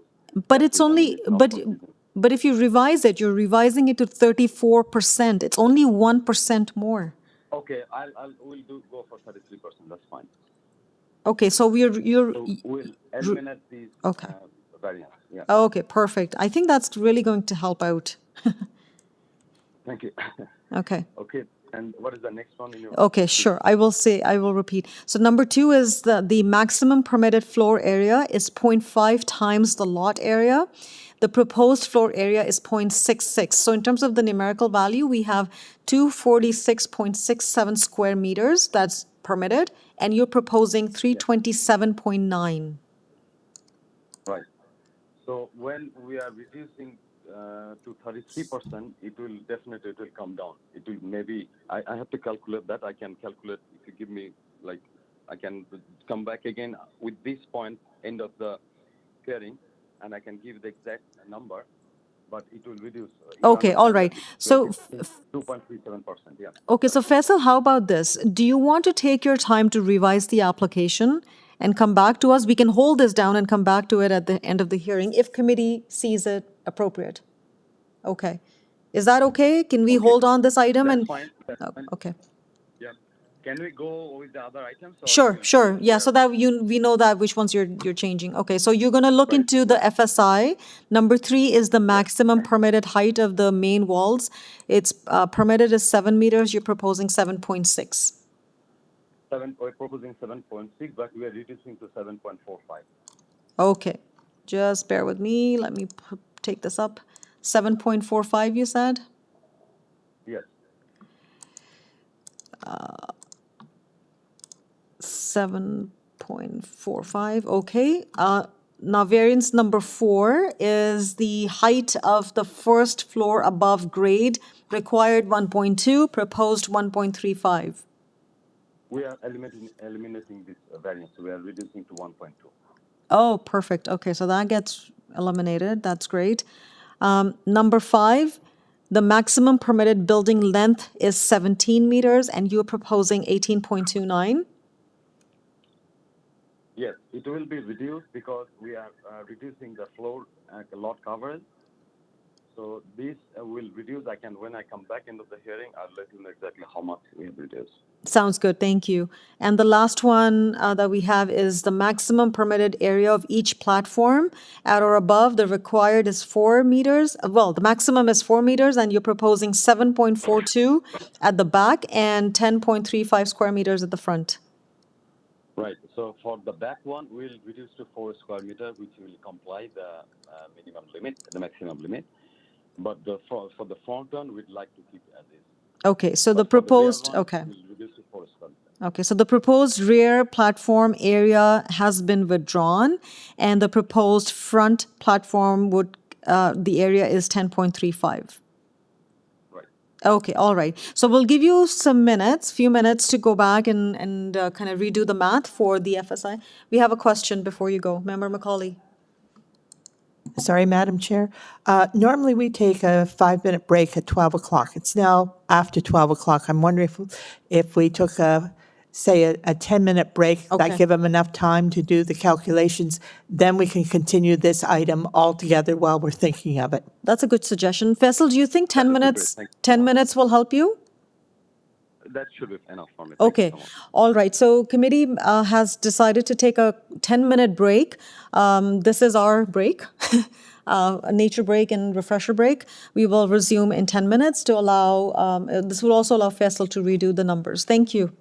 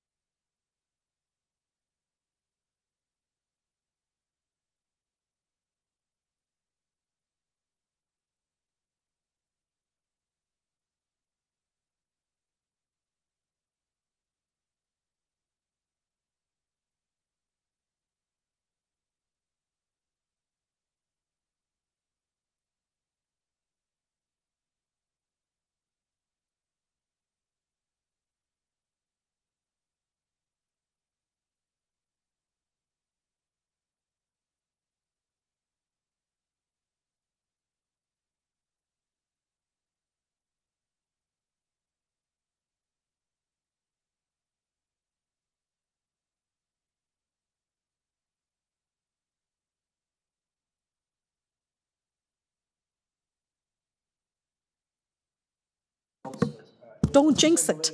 No, I just want to make sure that, like, for the YouTube stream, Yeah. because the closed captioning finishes after 12:30, right? 1:30 we should be out.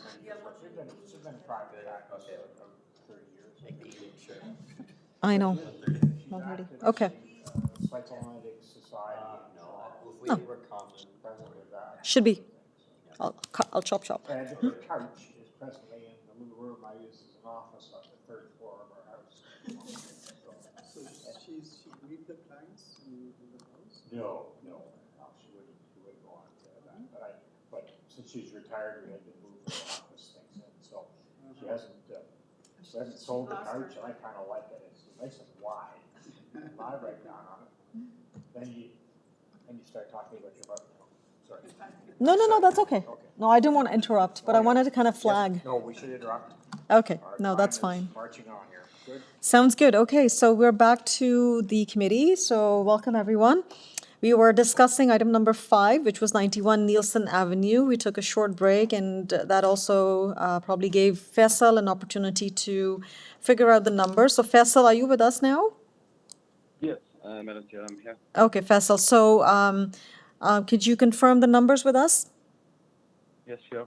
Do you want me to go from Yes, the please. beginning? So I think we were waiting. So we dealt with variance number 1. You said you would no longer need that variance.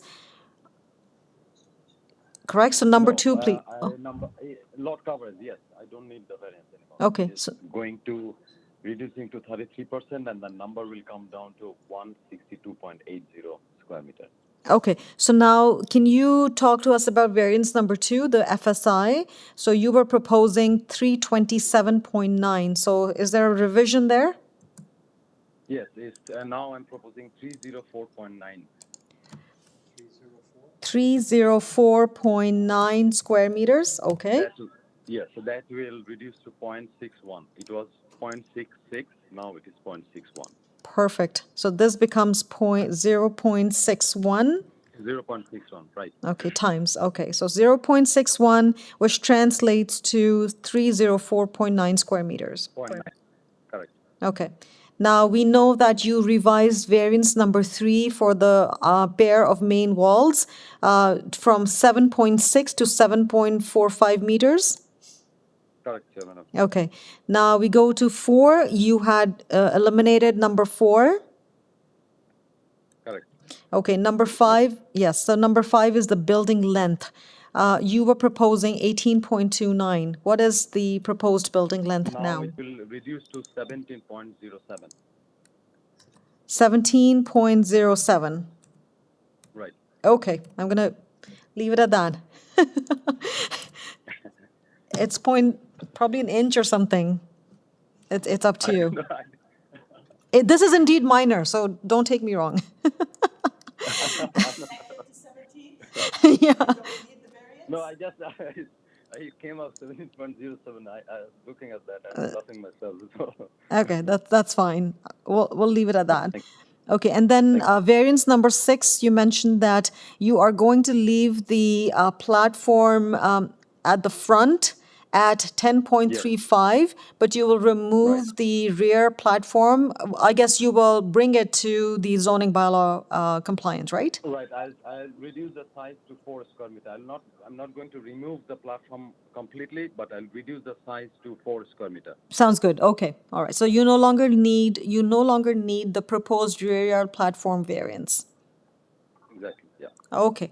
All right. So I'm just going to repeat for everyone's benefit here and for those listening into it. Sure. Variance number 1 for lot coverage has been removed. There will be compliance with the 33%. Variance number 2, the proposed floor area has now been revised to 0.61, equating to 304.9 square meters. Variance number 3, the proposed main wall height is now 7.45 meters. Variance number 4 has been eliminated. Variance number 5 has been revised that the proposed building length is now 17.07 meters. Variance number 6, the variance for the proposed rear platform has been eliminated. And the Correct. proposed Thank you so front platform remains as is. Okay, all right. I think we had a good deliberation, and Faisal, we really appreciate that you took Thank your you. time to make the revisions, hear the concerns of the residents.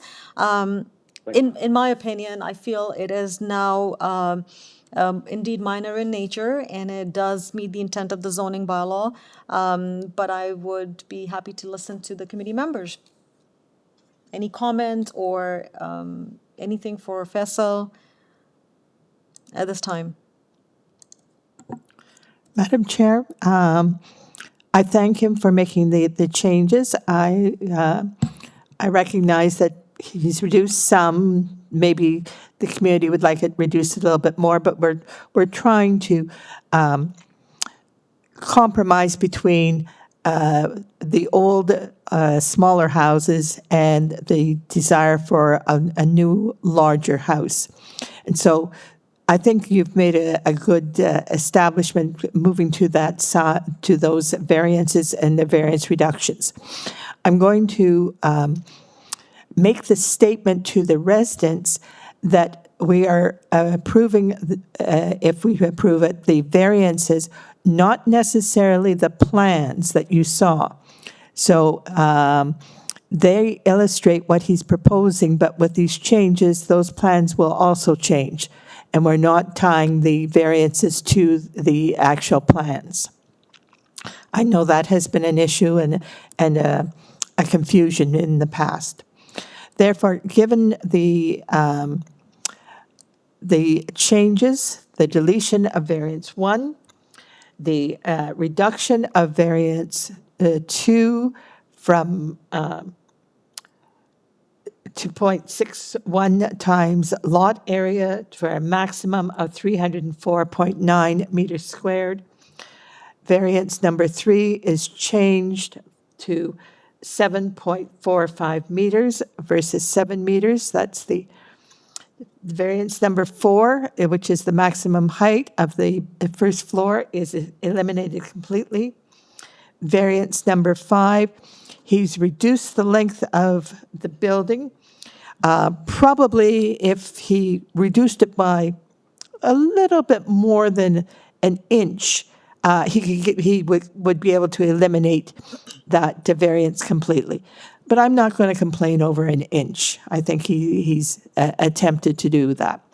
And variance number 6, he'll still have a balcony on the rear elevation, which is permitted, but the front elevation will have a platform with an area of 10.35 meters versus the minimum of 4 meters squared. So given all those changes, and I was looking to see, he has conditions of urban forestry, and I don't believe there's any other conditions. No. So I would recommend approval of the application as varied. May I have a seconder, please? And we don't have to repeat everything. Seconder? Madam Chair, I'll second that, the approval of those revisions. Okay. All in favor of this motion?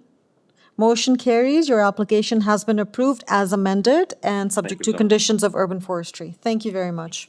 Thank you so much, Madam Chair and everybody. Thank you. Madam Chair, do you want to also thank the residents? They spent a lot of time working on this. We really, on behalf of the committee members, I extend my thanks to all the residents who took their time to really comprehensively review the materials and the application and took time to speak with us today. Really appreciate your time. Thank you. We now go to item number 8. Item number 8 is 143 East Avenue. For the benefit of the committee, this is an application to construct a one-story sunroom addition to the rear, and we have before us 4 variances that have resulted as a result of the proposed sunroom. We have with us the architect, Pedro. Yes, I'm here, yes. Thank you. And we have Alan and Kathy Clements. Okay. Hello? Yes, is this Alan? Hello? Yes. Hello? Okay, you know what, we'll give some time for them to sort it out, we'll move on. So members of the committee, we have the architect Pedro. Do you have any questions for Pedro that you would like to discuss, or would you like to have a presentation from Pedro? No? Okay. Pedro, is there something that you would like to say to, with respect to your application? Yes, I'd like to explain, and I read the letter of opposition from Alan and Catherine. And the owner agreed to retain an engineer to assess the situation of the retaining wall and as well as the drainage in the back of the property. This application is basically to replace an existing sun deck, which is open, or a wood deck, to a sunroom. The owners, they are elderly and then they would like to enjoy the sunroom. They stay more in home because of COVID-19. So the owners quite appreciate if the committee will approve these variances in order to have the addition built. I can elaborate more after the neighbor maybe speaks. Okay. Thank you. Thank you, Pedro. So we now move to Alan and Kathy Clements. Kathy and Alan? Alan, are you there? Hello? Hi. Hi, I'm here. Is Alan there? Hello, I'm here. Okay, so one person at a time. So I would suggest, who would like to go first, Alan or Kathy? Alan, you go. Okay, Alan, please, you're on. Okay. Yes. Okay, And you have with 5 the, minutes. Okay, with the building going as close as it going to the fence, it's going to cause less privacy into my yard and also overlooks our bedroom window and basement window at the same time. I will be able to look at them quite clearly from my front yard at my gate and also as I go through the yard at the side of the house. That I've always been comfortable with walking up the side and the fence and everything is high enough. But at this point now with this new deck going in, I believe this privacy will be jeopardized. And along with the, like I say about the containing of the wall, it's disrepair, it's rotting out. And I feel that if anything is built there at this time, sooner more than later, that this wall would have to be replaced. I'm also figuring the danger of the wall. If it falls into my yard, I have young grandkids that come around. So that's pretty much what I want to say. Okay, thank you, Alan. We did receive your written correspondence as well. In terms of the rotting wall or structure, that's something that we can't help you with. That's something that you'll have to talk to the neighbor and see what could be resolved. What we have before us is a variance application for 4 variances that are required to install the one-story sunroom addition to the rear. So we can speak to the technical merits and of the application and the planning merits, but I can't help you with dilapidated structures or the situation there. So I'm going to leave it at that. Kathy, would you like to speak now? Since I hope you can help in this aspect. When the city made them or told everybody to disconnect the downspout from their eaves, they've got a flex hose that runs from the corner of the yard, so the water has no place to go now but in the ground through that retaining wall, rotting it faster into my yard. Through the chair, drainage issues are outside the purview of Committee of Adjustment. If the resident does have any concerns, they can certainly call 311 to have someone come out and take a look. Okay. So Kathy, you heard staff give their opinion. Advise that if there's a concern, please call 311 and someone will come out and take a look at it. So unfortunately, we can't help you with that piece here. We have a question from a committee member. Okay. Kathy? Yes. Is your house is immediately to the rear of this property? I didn't catch that. What did you say? Are you right behind this property at 143? Is your backyard and their backyard the same? Well, that's the side of my yard. I'm on Maberly Crescent. Oh, okay, so that's your side yard. And, all right. What's your address, Kathy? 4 Maberly Crescent. 4 Neighborly Crescent. Okay, I was going to say, Kathy, that TRCA, that is responsible for the drainage into that watercourse back there, has asked that this application get a permit from TRCA, but it's really not going to help that side yard issue that you have. What may help that side yard issue that you have with the eaves troughs coming onto the lot is presumably when they're building a new sunroom, and this is something for the applicant, as to whether he's going to be putting in new eaves troughs and how they are going to be drained on the lot. We do want, we don't want the eaves to go into the sewers, because that overloads the sewers. But there is a concern as to how will the drainage from the sunroom be accommodated? And perhaps the applicant can comment on that matter. Okay, so I guess we will ask that question from the owner or the architect. All right, Kathy, we will get that clarification from the owner, okay? Okay. Okay, so, Madam Chairman, who is it that I would talk to then again about the retaining wall? Again, the applicant, we will ask that question, and he would be able to advise in terms of if there's a structure on the property, like a retaining wall, that's part of the construction, it will be reviewed by the building department to ensure that it's all entirely on the private property. If there's matters related to dilapidation or, issues with the retaining wall, as staff mentioned, call 311. Explain your complaint and your concern, and someone, the adequate or the appropriate staff person, will go out and take a look. Okay?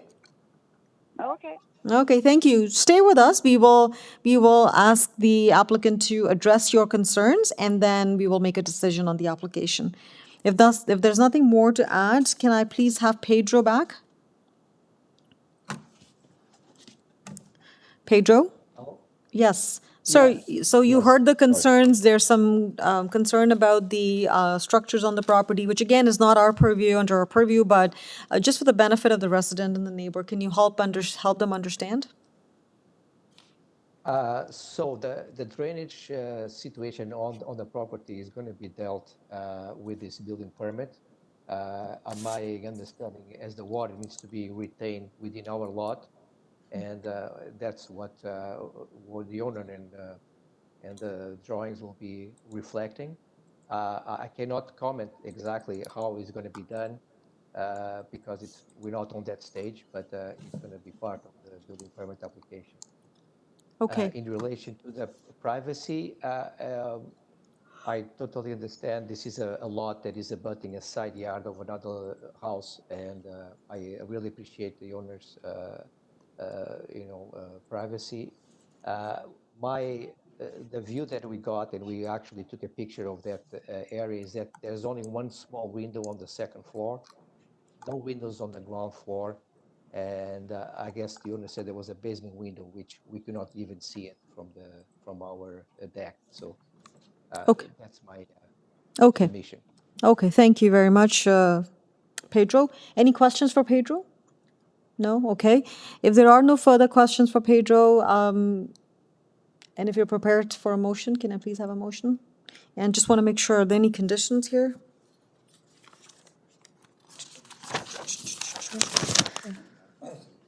Oh, there's a CP report, and Pedro, you're aware of that report and the recommendation in the report?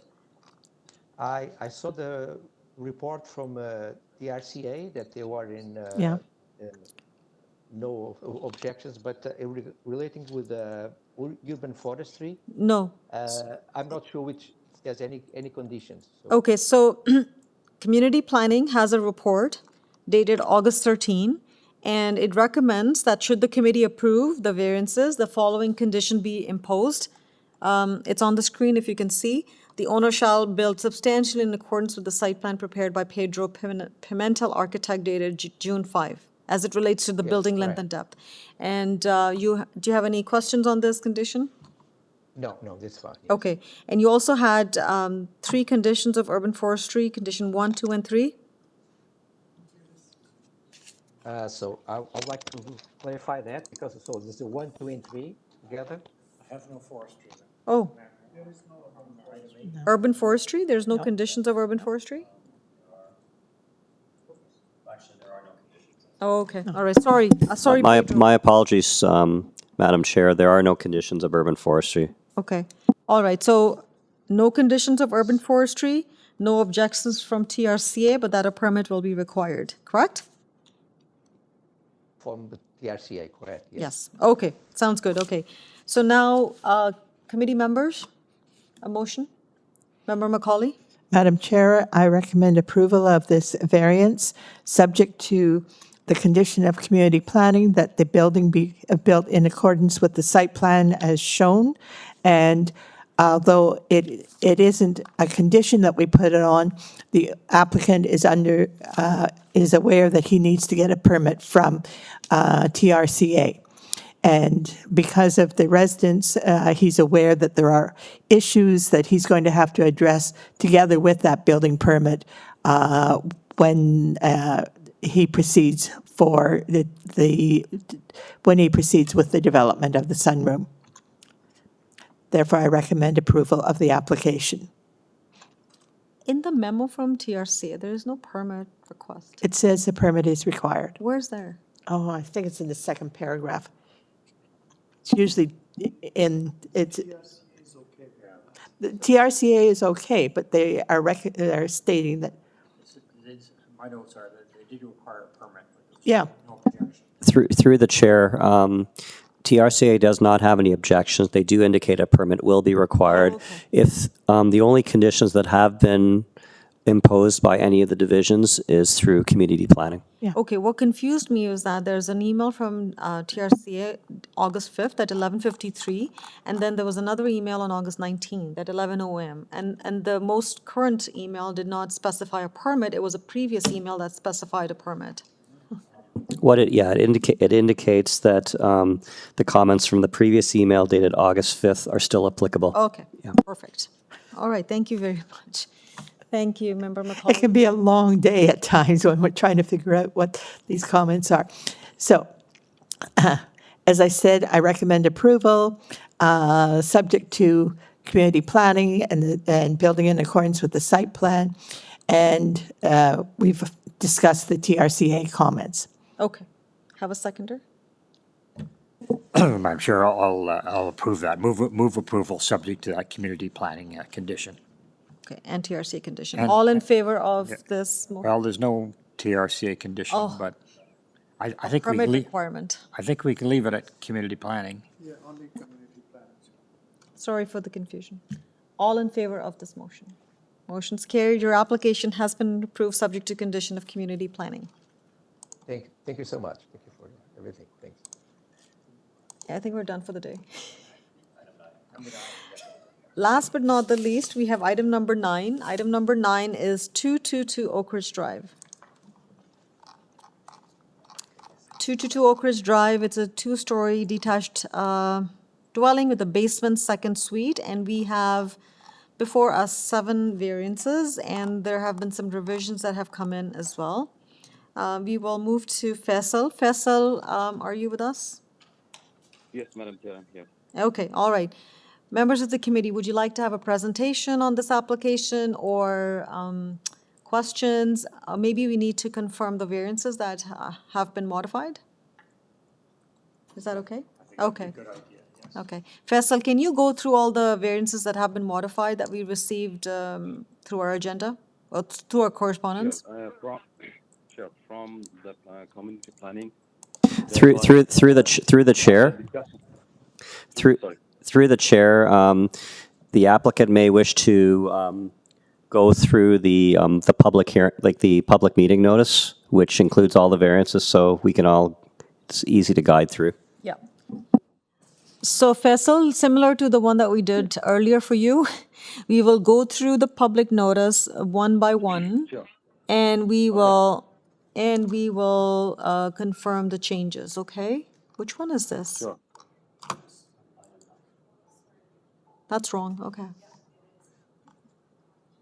Okay, all right, so I will read out the variance and you tell me the revision, okay? So the first variance is maximum permitted floor area, permitted 0.4 times.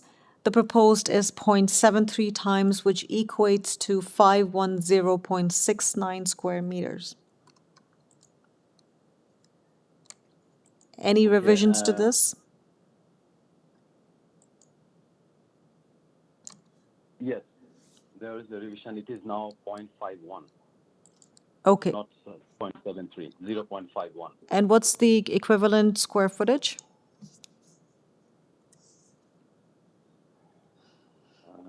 I have to just look into that. Okay, that's fine. You know what? That doesn't really matter in the I'll grand give scheme you of that. things. Yeah, it's 0.51. And That's fine. Okay. Can we move to the second one? please. Okay, so the The second, one is yes, required side yard setback of 0.9 and the proposed west side yard is 0.46. Any change to this one? no, we would like to keep as is. Okay, okay, thank you.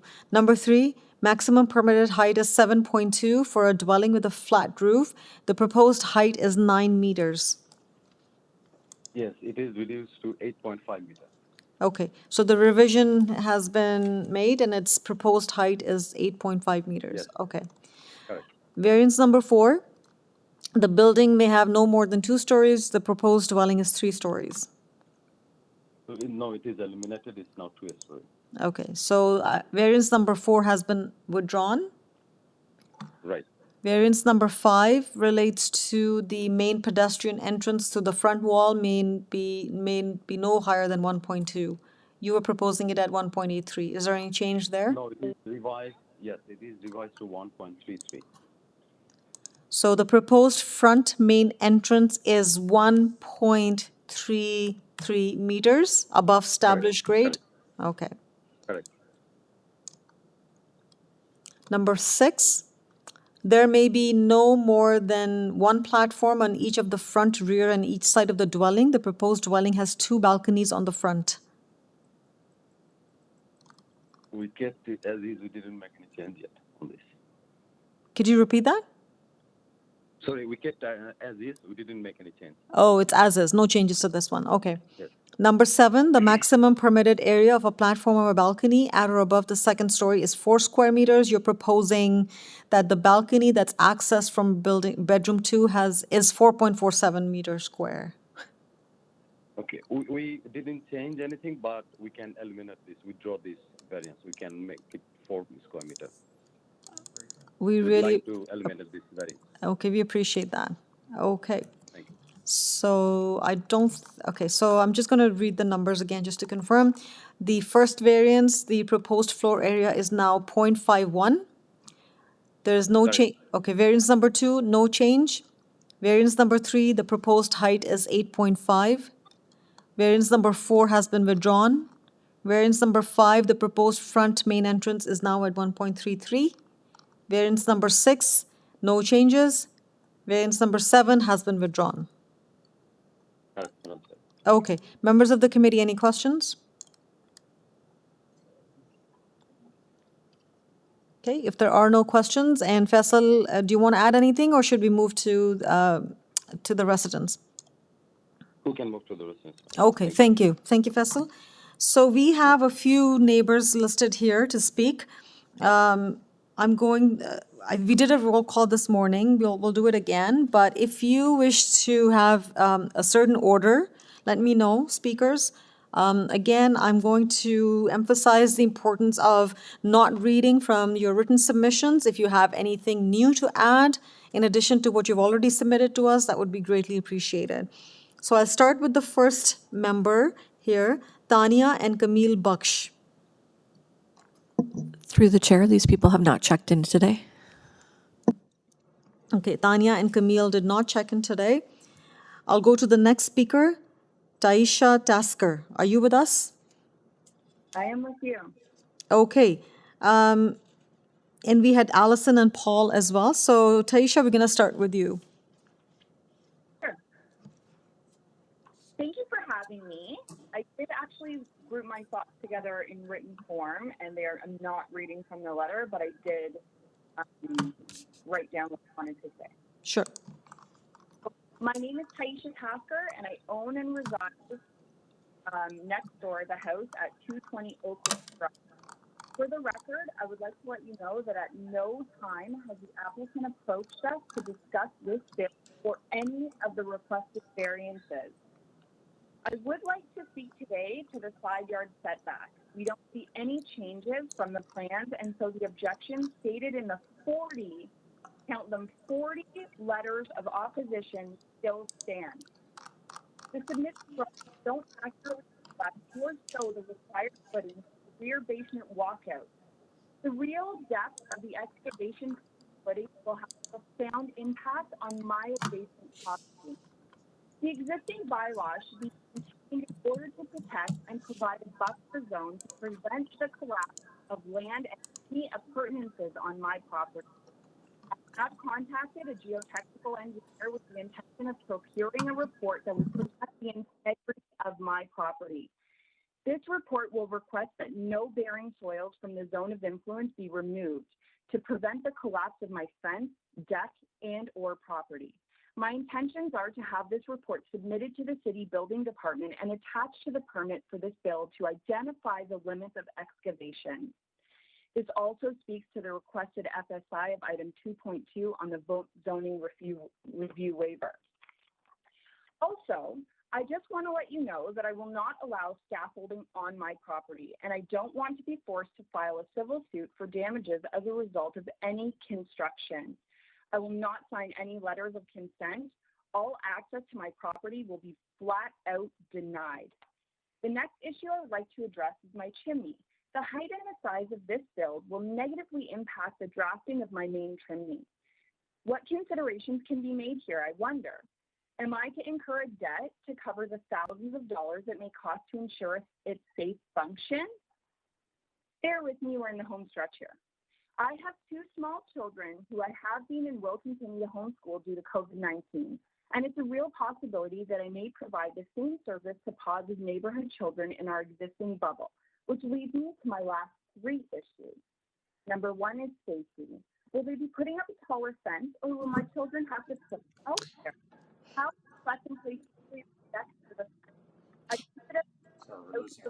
Taisha, sorry, we're losing you. We're getting some interruption, and also that if you can confine your remarks to the variances that are before us, that would be appreciated.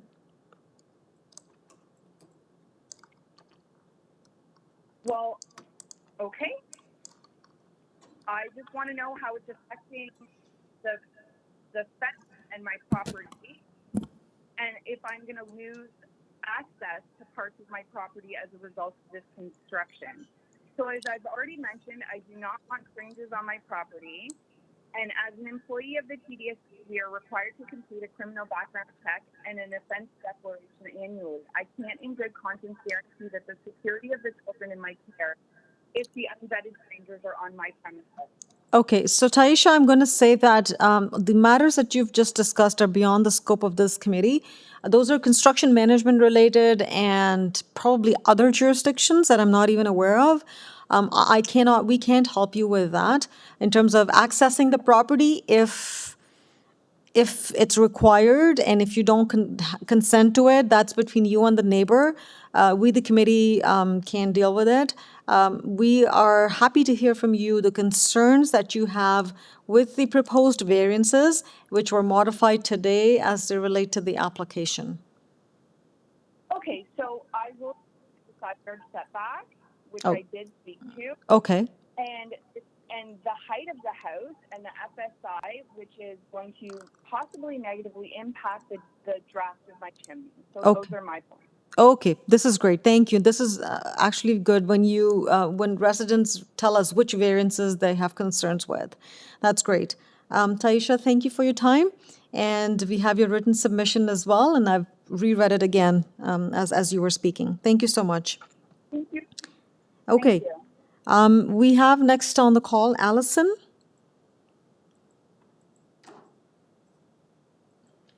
Hello, can you hear me? Yes, we can hear you, Allison. Please go ahead. Wonderful. Thank you. Good afternoon. My name is Allison Spurvey, and I'm the owner-resident of 218 Oak Ridge Drive. I would like to speak concerning the floor space index. The current request for an FSI of 0.51 reflects a very substantial increase of 28% over what is currently permitted. This is not at all reflective of the homes in our immediate neighborhood. I respectfully request this variance be denied for the reasons previously stated in our submitted letters of objection in regards to the original requested variance to FSI. Alternatively, we recommend any ruling to increase the FSI be consistent with a recent ruling by the committee for number 43 Martindale Road. The FSI was limited to a maximum of 0.43, which is an increase of 7.5 over what is currently permitted. I'd also like to say that it's disturbing to see last-minute modifications to the original plan that was submitted. It makes it difficult to respond in an informed and effective manner. The very large structure proposed would most certainly detract, not enhance, the streetscape appeal of our neighborhood. The size and scale is completely uncharacteristic of every other home on our street. To provide reference, of the 40 homes on our block, 24 are bungalows, 11 are 1.5 story, and the remaining 5 are 2-story dwellings. Not one of these homes exceeds 3,000 square feet or 278.709 square meters. I'd like to conclude by saying that the more than 40 letters of objection submitted represents a very strong rebuttal of the proposed variances. Even though it appears changes have been made, the proposed structure has not changed in actual physical size from the original plan and is still massive in density. Thank you to the committee for your time and attention. Good day.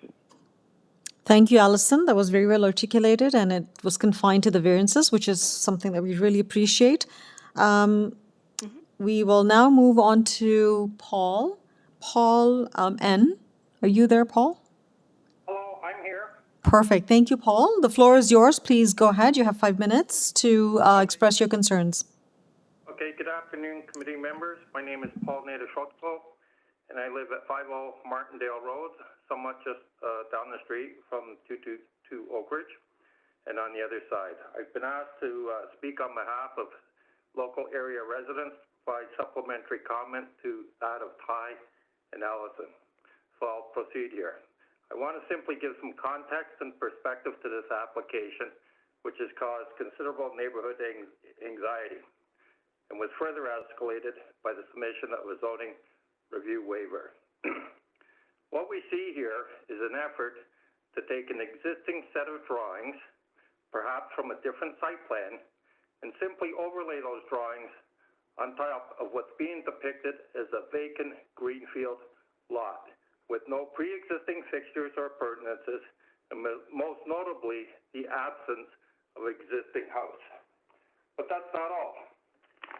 And please bear with me. Yesterday afternoon, yet another last-second document from Urban Forestry was posted.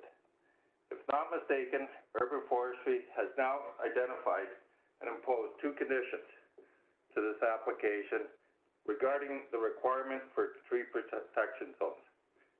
These conditions will most certainly require the enormous building envelope of this structure to be reduced, as the current proposal is in direct and significant conflict with the existing mature trees and their enormous tree canopies and root systems, and most particularly that of a 100-year-old tree, which is in close proximity to the rear basement walkout, which is not identified on these drawings properly. The footings are not identified. So now I want to back up and talk a little further about the existing house. This existing house has a much deeper footing than what's proposed on the new drawings. The enormity and sheer mass and weight of the structure will be cause for geotechnical requirements to be imposed on the bill. And yes, I know you don't speak to this directly, but for the people living adjacent, they need to pay attention. This will, there's a general note number 20 on the submitted plans I'd like to draw your attention to. The standard requirement by any geotechnical engineer to extend footing depth of the proposed build or the requirement to implement an engineered fill operation complete with vibratory compaction will most certainly cause ground failures of varying magnitudes to adjacent properties. The geotechnical engineer may even request a wider and thicker footing than already specified, with zero room to accommodate such a request, and is 100% dependent upon ground conditions encountered, but this will only be determined at the time of excavation, when it is too late. With respect to the zoning review waiver, it appears the most obvious required variances have been identified. I say this simply because the proposed foundation and footing systems do not account for the fact there is an existing structure on the property, nor does the footing design reflect existing lot grading conditions. With this in mind, it makes me wonder if further variances may be required. After all, the revised drawings were simply modified by a push of a few keypad buttons on a CAD system. I've tried to analyze the real differences to the actual physical size and mass of the structure between the variances of the original application and those indicated on the zoning review waiver. Excuse me. I have to get a glass of water here. Are you still with me? Hello? Yes, we are. Sorry, go ahead, please. We are. Okay. Personally, I see no change whatsoever. But still the exact same former structure. We're losing you, though. Oh, can you hear me now? It gets better. Yes. Okay. All right. I'm old-fashioned. I'm speaking from a land-based landline phone. I don't have a cell. Anyways, I see no change whatsoever to the physical size and mass of this build. It is still the exact same enormous structure to which many previously submitted letters of objection have already spoken to. FSI is a wonderful tool to describe house density. However, it is also a tool which is not only a difficult to understand by many. Okay. Paul, you have 30 seconds to wrap up your comments. Thank you. Okay. Please indulge me. This is not easy. In my opinion, there's been absolutely no reduction to the size and mass of what we're built. It's just simply been pushed into the ground a few inches. So the roof height, the new variances for roof height is still 18% over and above what's allowed. The main pedestrian height is still 11% over what's allowed. And there's been no change to the decks and platform. Lastly, I want to clearly identify recent expanded zoning bylaws to increase current allowable FSI to 0.4 was done to allow flexibility and accommodate the desire for larger homes, 4 times bigger than existing. Going beyond 0.4 is excessive, not in keeping with recently expanded zoning bylaws. Okay. Thank you. Paul, your time's up. To be fair to everyone, we're trying to make sure everyone gets fair and equal time. So you're almost 5.5 to 6 minutes. Okay. Well, I had to speak to the urban forestry report that was submitted at the last second yesterday. I'm sorry. The urban forestry comments typically come in at any given time during the process. And once they're all compiled together, staff puts them up on the AIC. And that's when it was available to all of us as well. So we received the updated chart or the list over the last couple of days as well. So it's not just you, it's also us. And that's a standard staff processing. Okay. And the conditions that are in the urban forestry memo are conditions number 1 and 2 for this particular one, which relate to the fact that they need to submit an application if they are going to remove or injure a tree. And then the second condition is, again, I think one is for the city-owned and the other is for the privately owned. So they are aware of this condition, and so as the committee.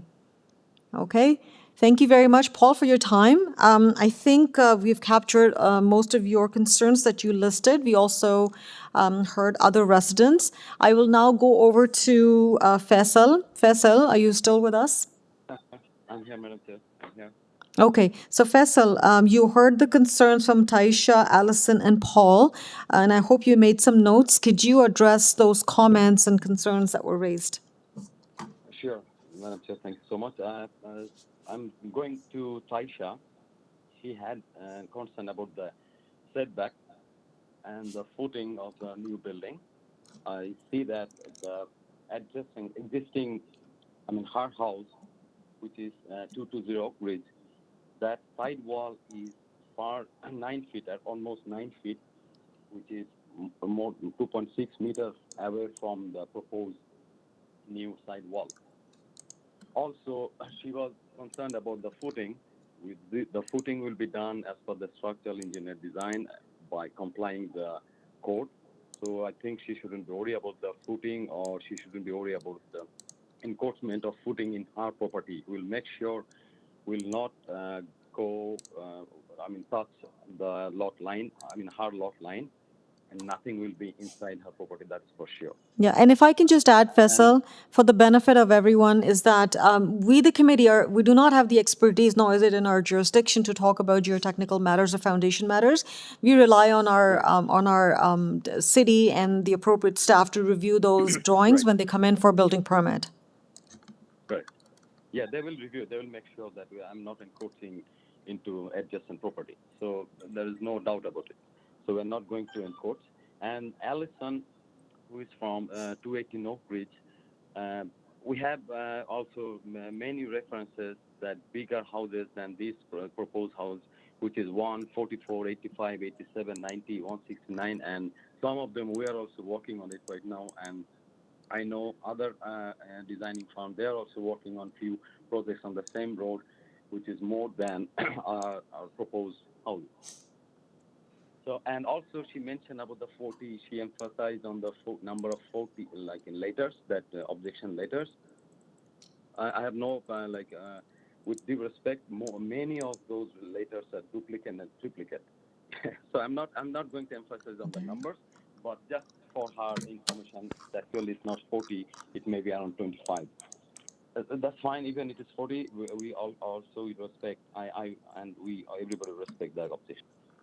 Now, I have already explained that how we are reducing the number of variances. I have done it. Thank you. Okay, thank you. Could you shed some light on a comment that was made about the zoning review and the waiver for the revised variances? Sure. Is number one, the setback is proposed is 4.46. No, I meant to say, sorry, we understand the changes. I just want to ask you, when you obtain a waiver, which means that you take responsibility of the variances that you have calculated, correct? Yes. And if there's an issue or an error with it, and if that requires or that doesn't comply with the zoning, and you have to come back to the committee or deal with it, you will be responsible for dealing with those for those errors. Okay. Okay, so for the benefit of the residents, yes, the zoning waiver was signed, but the applicant takes a responsibility to if there's any changes or errors, he's responsible for that. The variances, should the committee approve the variances today, it'll be based on what's presented to us today. Sorry, is there anything else, Faisal? We have some questions as well. No, I'm okay. Fine. I'm just going to ask you if you have any questions. Okay, all right. Member Macaulay, you have a question? Yes, this is a question to Faisal. You have reduced the size of the house, and we appreciate the effort that you're doing there. I noticed that you have a side yard setback reduction requested predominantly for the garage, and it's immediately adjacent to 220 Oak Ridge Drive. Is there any possibility that that can be reduced or that you can meet the zoning requirement for a side yard? It's only on one side of the house and it's only on the garage. Only on the garage side, and also as I mentioned that garage wall is almost 9 feet away from the 2203 side wall. I'm not. Why, I'm not questioning how far away it is from the adjacent property. What I am saying is you are asking for a reduction from what is required for the side yard on your property here, only for a portion of this house.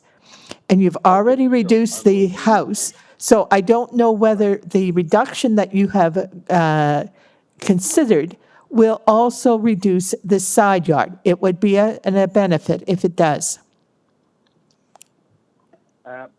what we can do, I mean, we can reduce, we can increase the setback to 0.6. I mean, instead of 0.46, because I could have done that, because the reason I'm trying to reduce the changes, because if I try to comply with 0.9 meter, we have a lot of things to change. I mean, a lot of work to be done. So to minimize the, considering both sides, my side and 2203's their side, we can reduce another, increase another 6 inch. So instead of 1 feet 6 inch, 18 inch, it will be 2 feet now. Through It will be 0.60. Through the chair, the committee does have the option to approve the side yard variance as on the west side. Is it the west side yard variance as it applies to the attached garage only, to prevent further, further encroachment? Encroachment, yeah. And I think that could be a good way of dealing with this, because unfortunately in this particular case, we can't tie it to the plans because the plans are going to be modified. So I think it's should the committee approve it, there's an opportunity to tie the reduction in the setback for the garage only.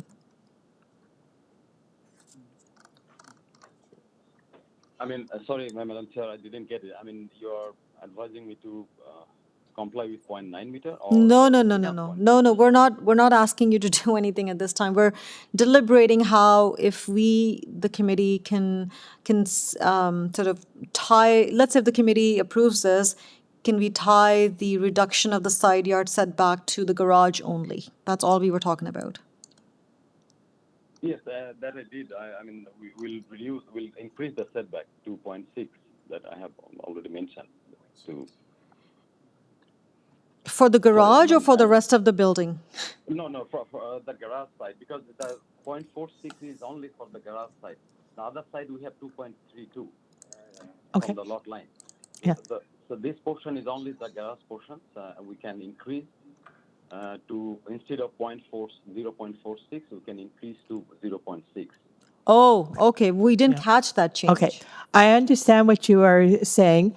I'm not sure that you understand what, or the residents understand, that the garage is requiring the variance, your original variance, to 0.4. If we granted that variance at 0.4, you could build that whole building at 0.4, not just the garage, the whole side. And we're trying to make this a better situation, not a worse situation. So if you will agree to go to 0.6, and we tie that to only the garage being 0.6, and the remainder of the building be 0.9 as per the zoning bylaw. Okay, the other side, that wall, the garage side wall, only the garage portion is 0.46 meter away from the lot line, and the back of the portion is already 2.32 meters. Yes, I see that. We don't need to, So if we move the garage and increase that, I'm proposing that we'll move the garage inside and the setback will increase to 0.46, those garage portion, because the other portion back of the house, we don't need to do anything Yeah, because yeah. already it's 2.32. Yes, yes. So whatever that ends up being after the redesign, we really don't, we're not concerned with that. The only thing that we're concerned is that you're making the change that for the garage portion, the requested side yard setback of 0.46 is now being modified to 0.6, correct? Correct. Correct. Okay, that's it. That's all we need to know. The rest will be in compliance with the zoning or more. Through the chair, one point of clarification that it's not just, it won't just be the garage. It would also be the area that's shown, that Katrina's showing right now, this part right here. So just the area by the corner there. See where that, yeah, that area right there, which is not necessarily part of the garage, I don't believe. So. Is that an overhang or something? You mean the second floor? Sorry, can I? What's the dark gray line?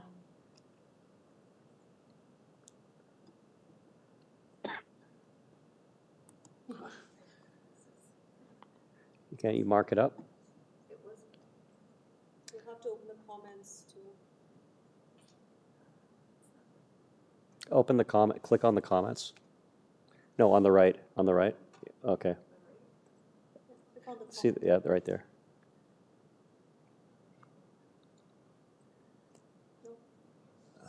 Now take a pencil or something. Take the pencil above? No, okay, yeah. Yeah, that's fine. Yeah. Okay, so the question is, what is that? Yes, what is this? So Faisal, the area that has highlighted in red by Katrine, what is that? One second.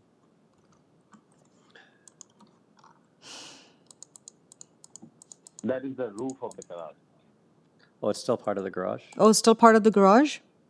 Yes, yes. So it will move in. I mean, the whole thing will move in. Okay. So Katrine, can you draw a line straight for the garage to the extent of it to show that the setback applies to that part only? Just a straight line. Yes. more end up to the end. Keep on going to the end. Keep going to the end. Keep going to, yeah, perfect. right there. Yeah.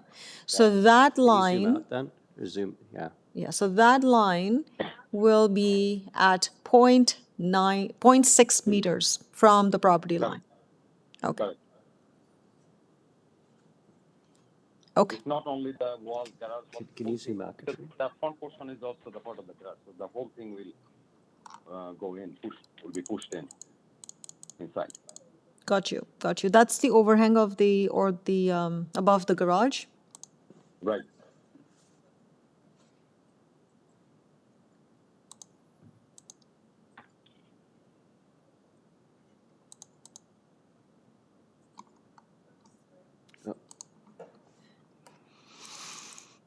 Committee members, any questions?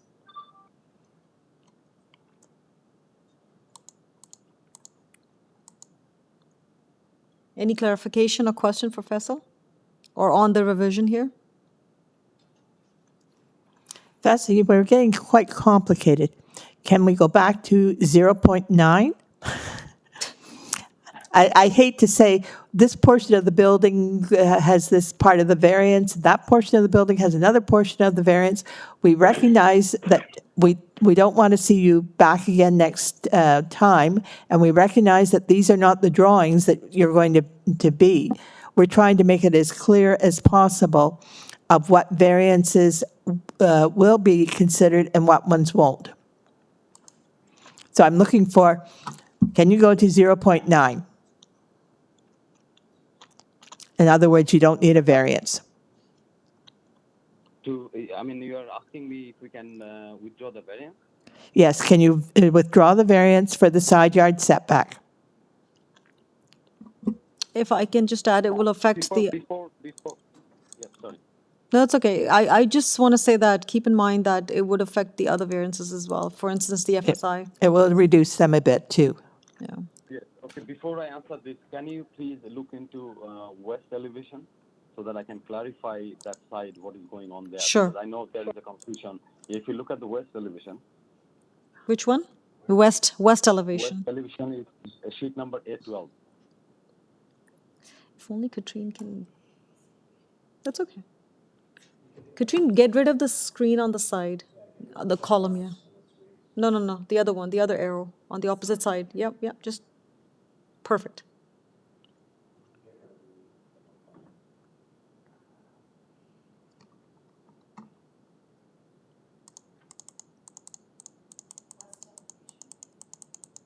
Correct, yeah. Yeah, that's what. Go a little bit up. Okay, if you see this, West elevation? what sheet number A12? The next. No, go up. Correct, this one. If you zoom a little bit at the right side of the elevation, the font. Right click? No, no, no, right click. Right click, Katrine, anywhere. Pick marquee, marquee. Yeah, and then zoom into the window. No, pick the area that you want to zoom into and make a window. Yep, yep, yep. And make a window. No, perfect. Okay. If you see this front hatch portion under the balcony, this portion is a garage, part of the garage, and we didn't use whole area above the garage. So we pushed back the wall on the second floor. So this portion is, so it's not like only the, on the side plan you see the garage portion, it's not the whole thing at the, like the top to bottom, the whole thing will push inside to get the setback 0.6 meter.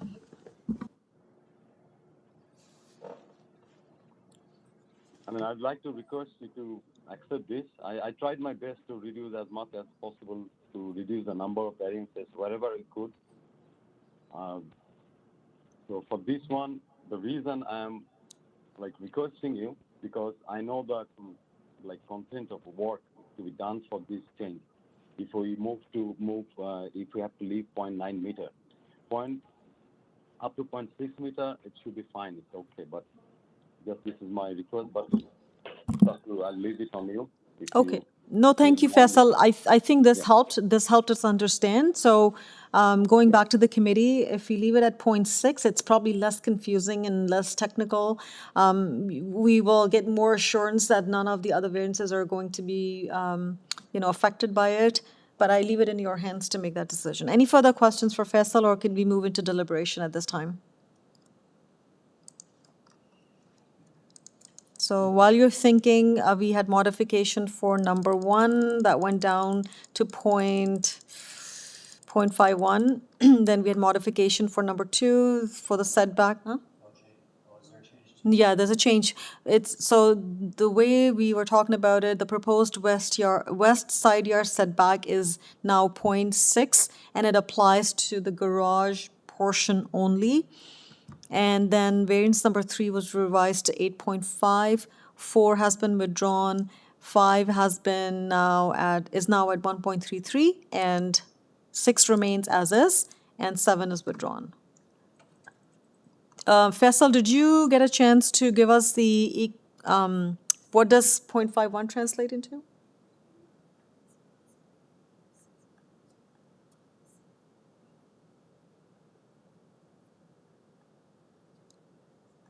Just one second. Yeah. Maybe I have that number in the zoning. Yes, it's 355.05 meters square. It's in the zoning waiver. Can you repeat it? 355? Sure, 355.05. 355.05. So now the 0.51 FSI that you're proposing equates to 355.05 square meters, correct? Correct. Okay, all right. Committee, you got it? Okay. Through the chair, just to clarify for requested variance number 2, I think it could be more clear and this is just a suggestion to committee, is that, Katrine, can you pull up the site plan again?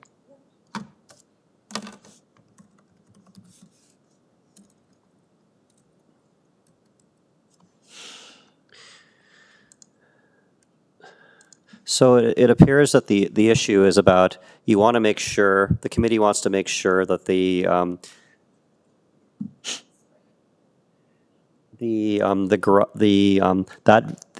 variance only applies to the garage, and they don't fill in the rest of the house for that west side yard setback.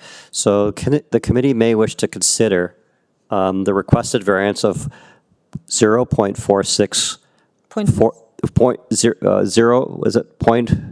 It's 0.6 now. Okay. Yeah. Okay. Point 6 for the building length from the west side, along the west side, for a distance of 8.85 meters measured from the 8.58 meters? 8.85 meters from the rear building face. 8.6 meters, I'm sorry. What is it? It's 8.65. It's shown on the Okay. plan. Yeah, so if you take a look at the plan, 8.65 right at the bottom there. From the rear wall? Yeah. Okay, Right there. No, that's the rear wall. Okay, so we are saying that it's the proposed west side yard setback is 0.6 meters for the building length on the west side for Along the west, yeah. along the side for a distance of 8.65 meters from the rear wall. And measured from the rear building face. Or the rear, that's the front, sorry. Sorry, the front building face, I'm sorry.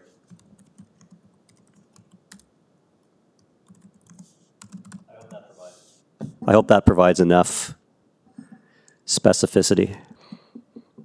Okay, I'm gonna repeat it. I'm trying to find space here. Okay, the proposed west side yard setback is 0.6 meters for the building length along the west side for a distance of 8.65 meters measured from the front building face wall. It's the front building face? Okay, that's fine. Front building wall. Front building wall? Okay. Sorry, main wall? Yeah. Main Front main wall. From the front main wall. Okay, not building, but main wall. Okay. Okay, can we repeat it again? It is, the proposed west side yard setback is 0.6 meters for the building length along the west side for a distance of 8.65 meters measured from the front main wall. And that's, okay. Members of the committee, any comments on the proposed revision? So basically, this limits that the setback applies to only that portion that's the red line there. That eliminates the probability of the setback being applied to everything to the end of the building. Okay. Faisal, are you okay with this revision? Sure. Okay. And I don't see an issue from an applicability perspective, right? Like it's clear enough, okay. All right, so I think we've had a good discussion on this one, almost an hour now. Are we ready to make a decision on this one? And just for the record, we have, it's item 10, right? Oh, item 9. We have urban forestry conditions. We recorded, we had speakers in opposition, we had 42 letters of objection, and we had some amendments made, which I think repeated a few times. I don't need to repeat it, and it's been captured. Katrine, have you captured all the changes? Or do you want me to go through it again? Okay. Okay, so variance number 1, just want to confirm, it's now 0.51 at 355.05 square meters. Number 2, the proposed west side yard setback is 0.6 meters for the building length along the west side for a distance of 8.65 meters measured from the front main wall. Okay? And then the third one, the height has been revised to 8.5. 4 has been withdrawn. 5 has been revised 1.33 meters for the front main entrance. Number 6 remains as is. Number 7 has been withdrawn. Okay? Katrine, we got that? Okay. Committee members, we got that? Any questions? No? Okay. Again, I think we had urban forestry comments, conditions. Motion, please.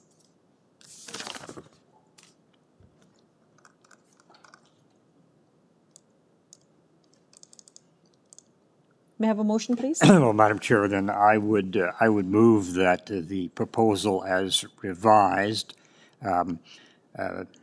be approved, and that the approval also be subject to conditions from urban forestry. Okay, may I have a seconder, please? I'll second the motion. All in favor of this motion? All opposed? Mohammed opposes it. Motion carries. The application has been approved as amended, subject to condition of urban forestry. Thank you, everyone. Thank you, members of the community. Thank you. That brings us to the end of the agenda. And in terms of other business, we have no other business? No other business through the chair. Just you see the T-Lab appeals that have been registered. Those were from the July 23rd hearing. Just for your information. Okay, thank you. And the date of next meeting is September 23rd, and the meeting is now adjourned.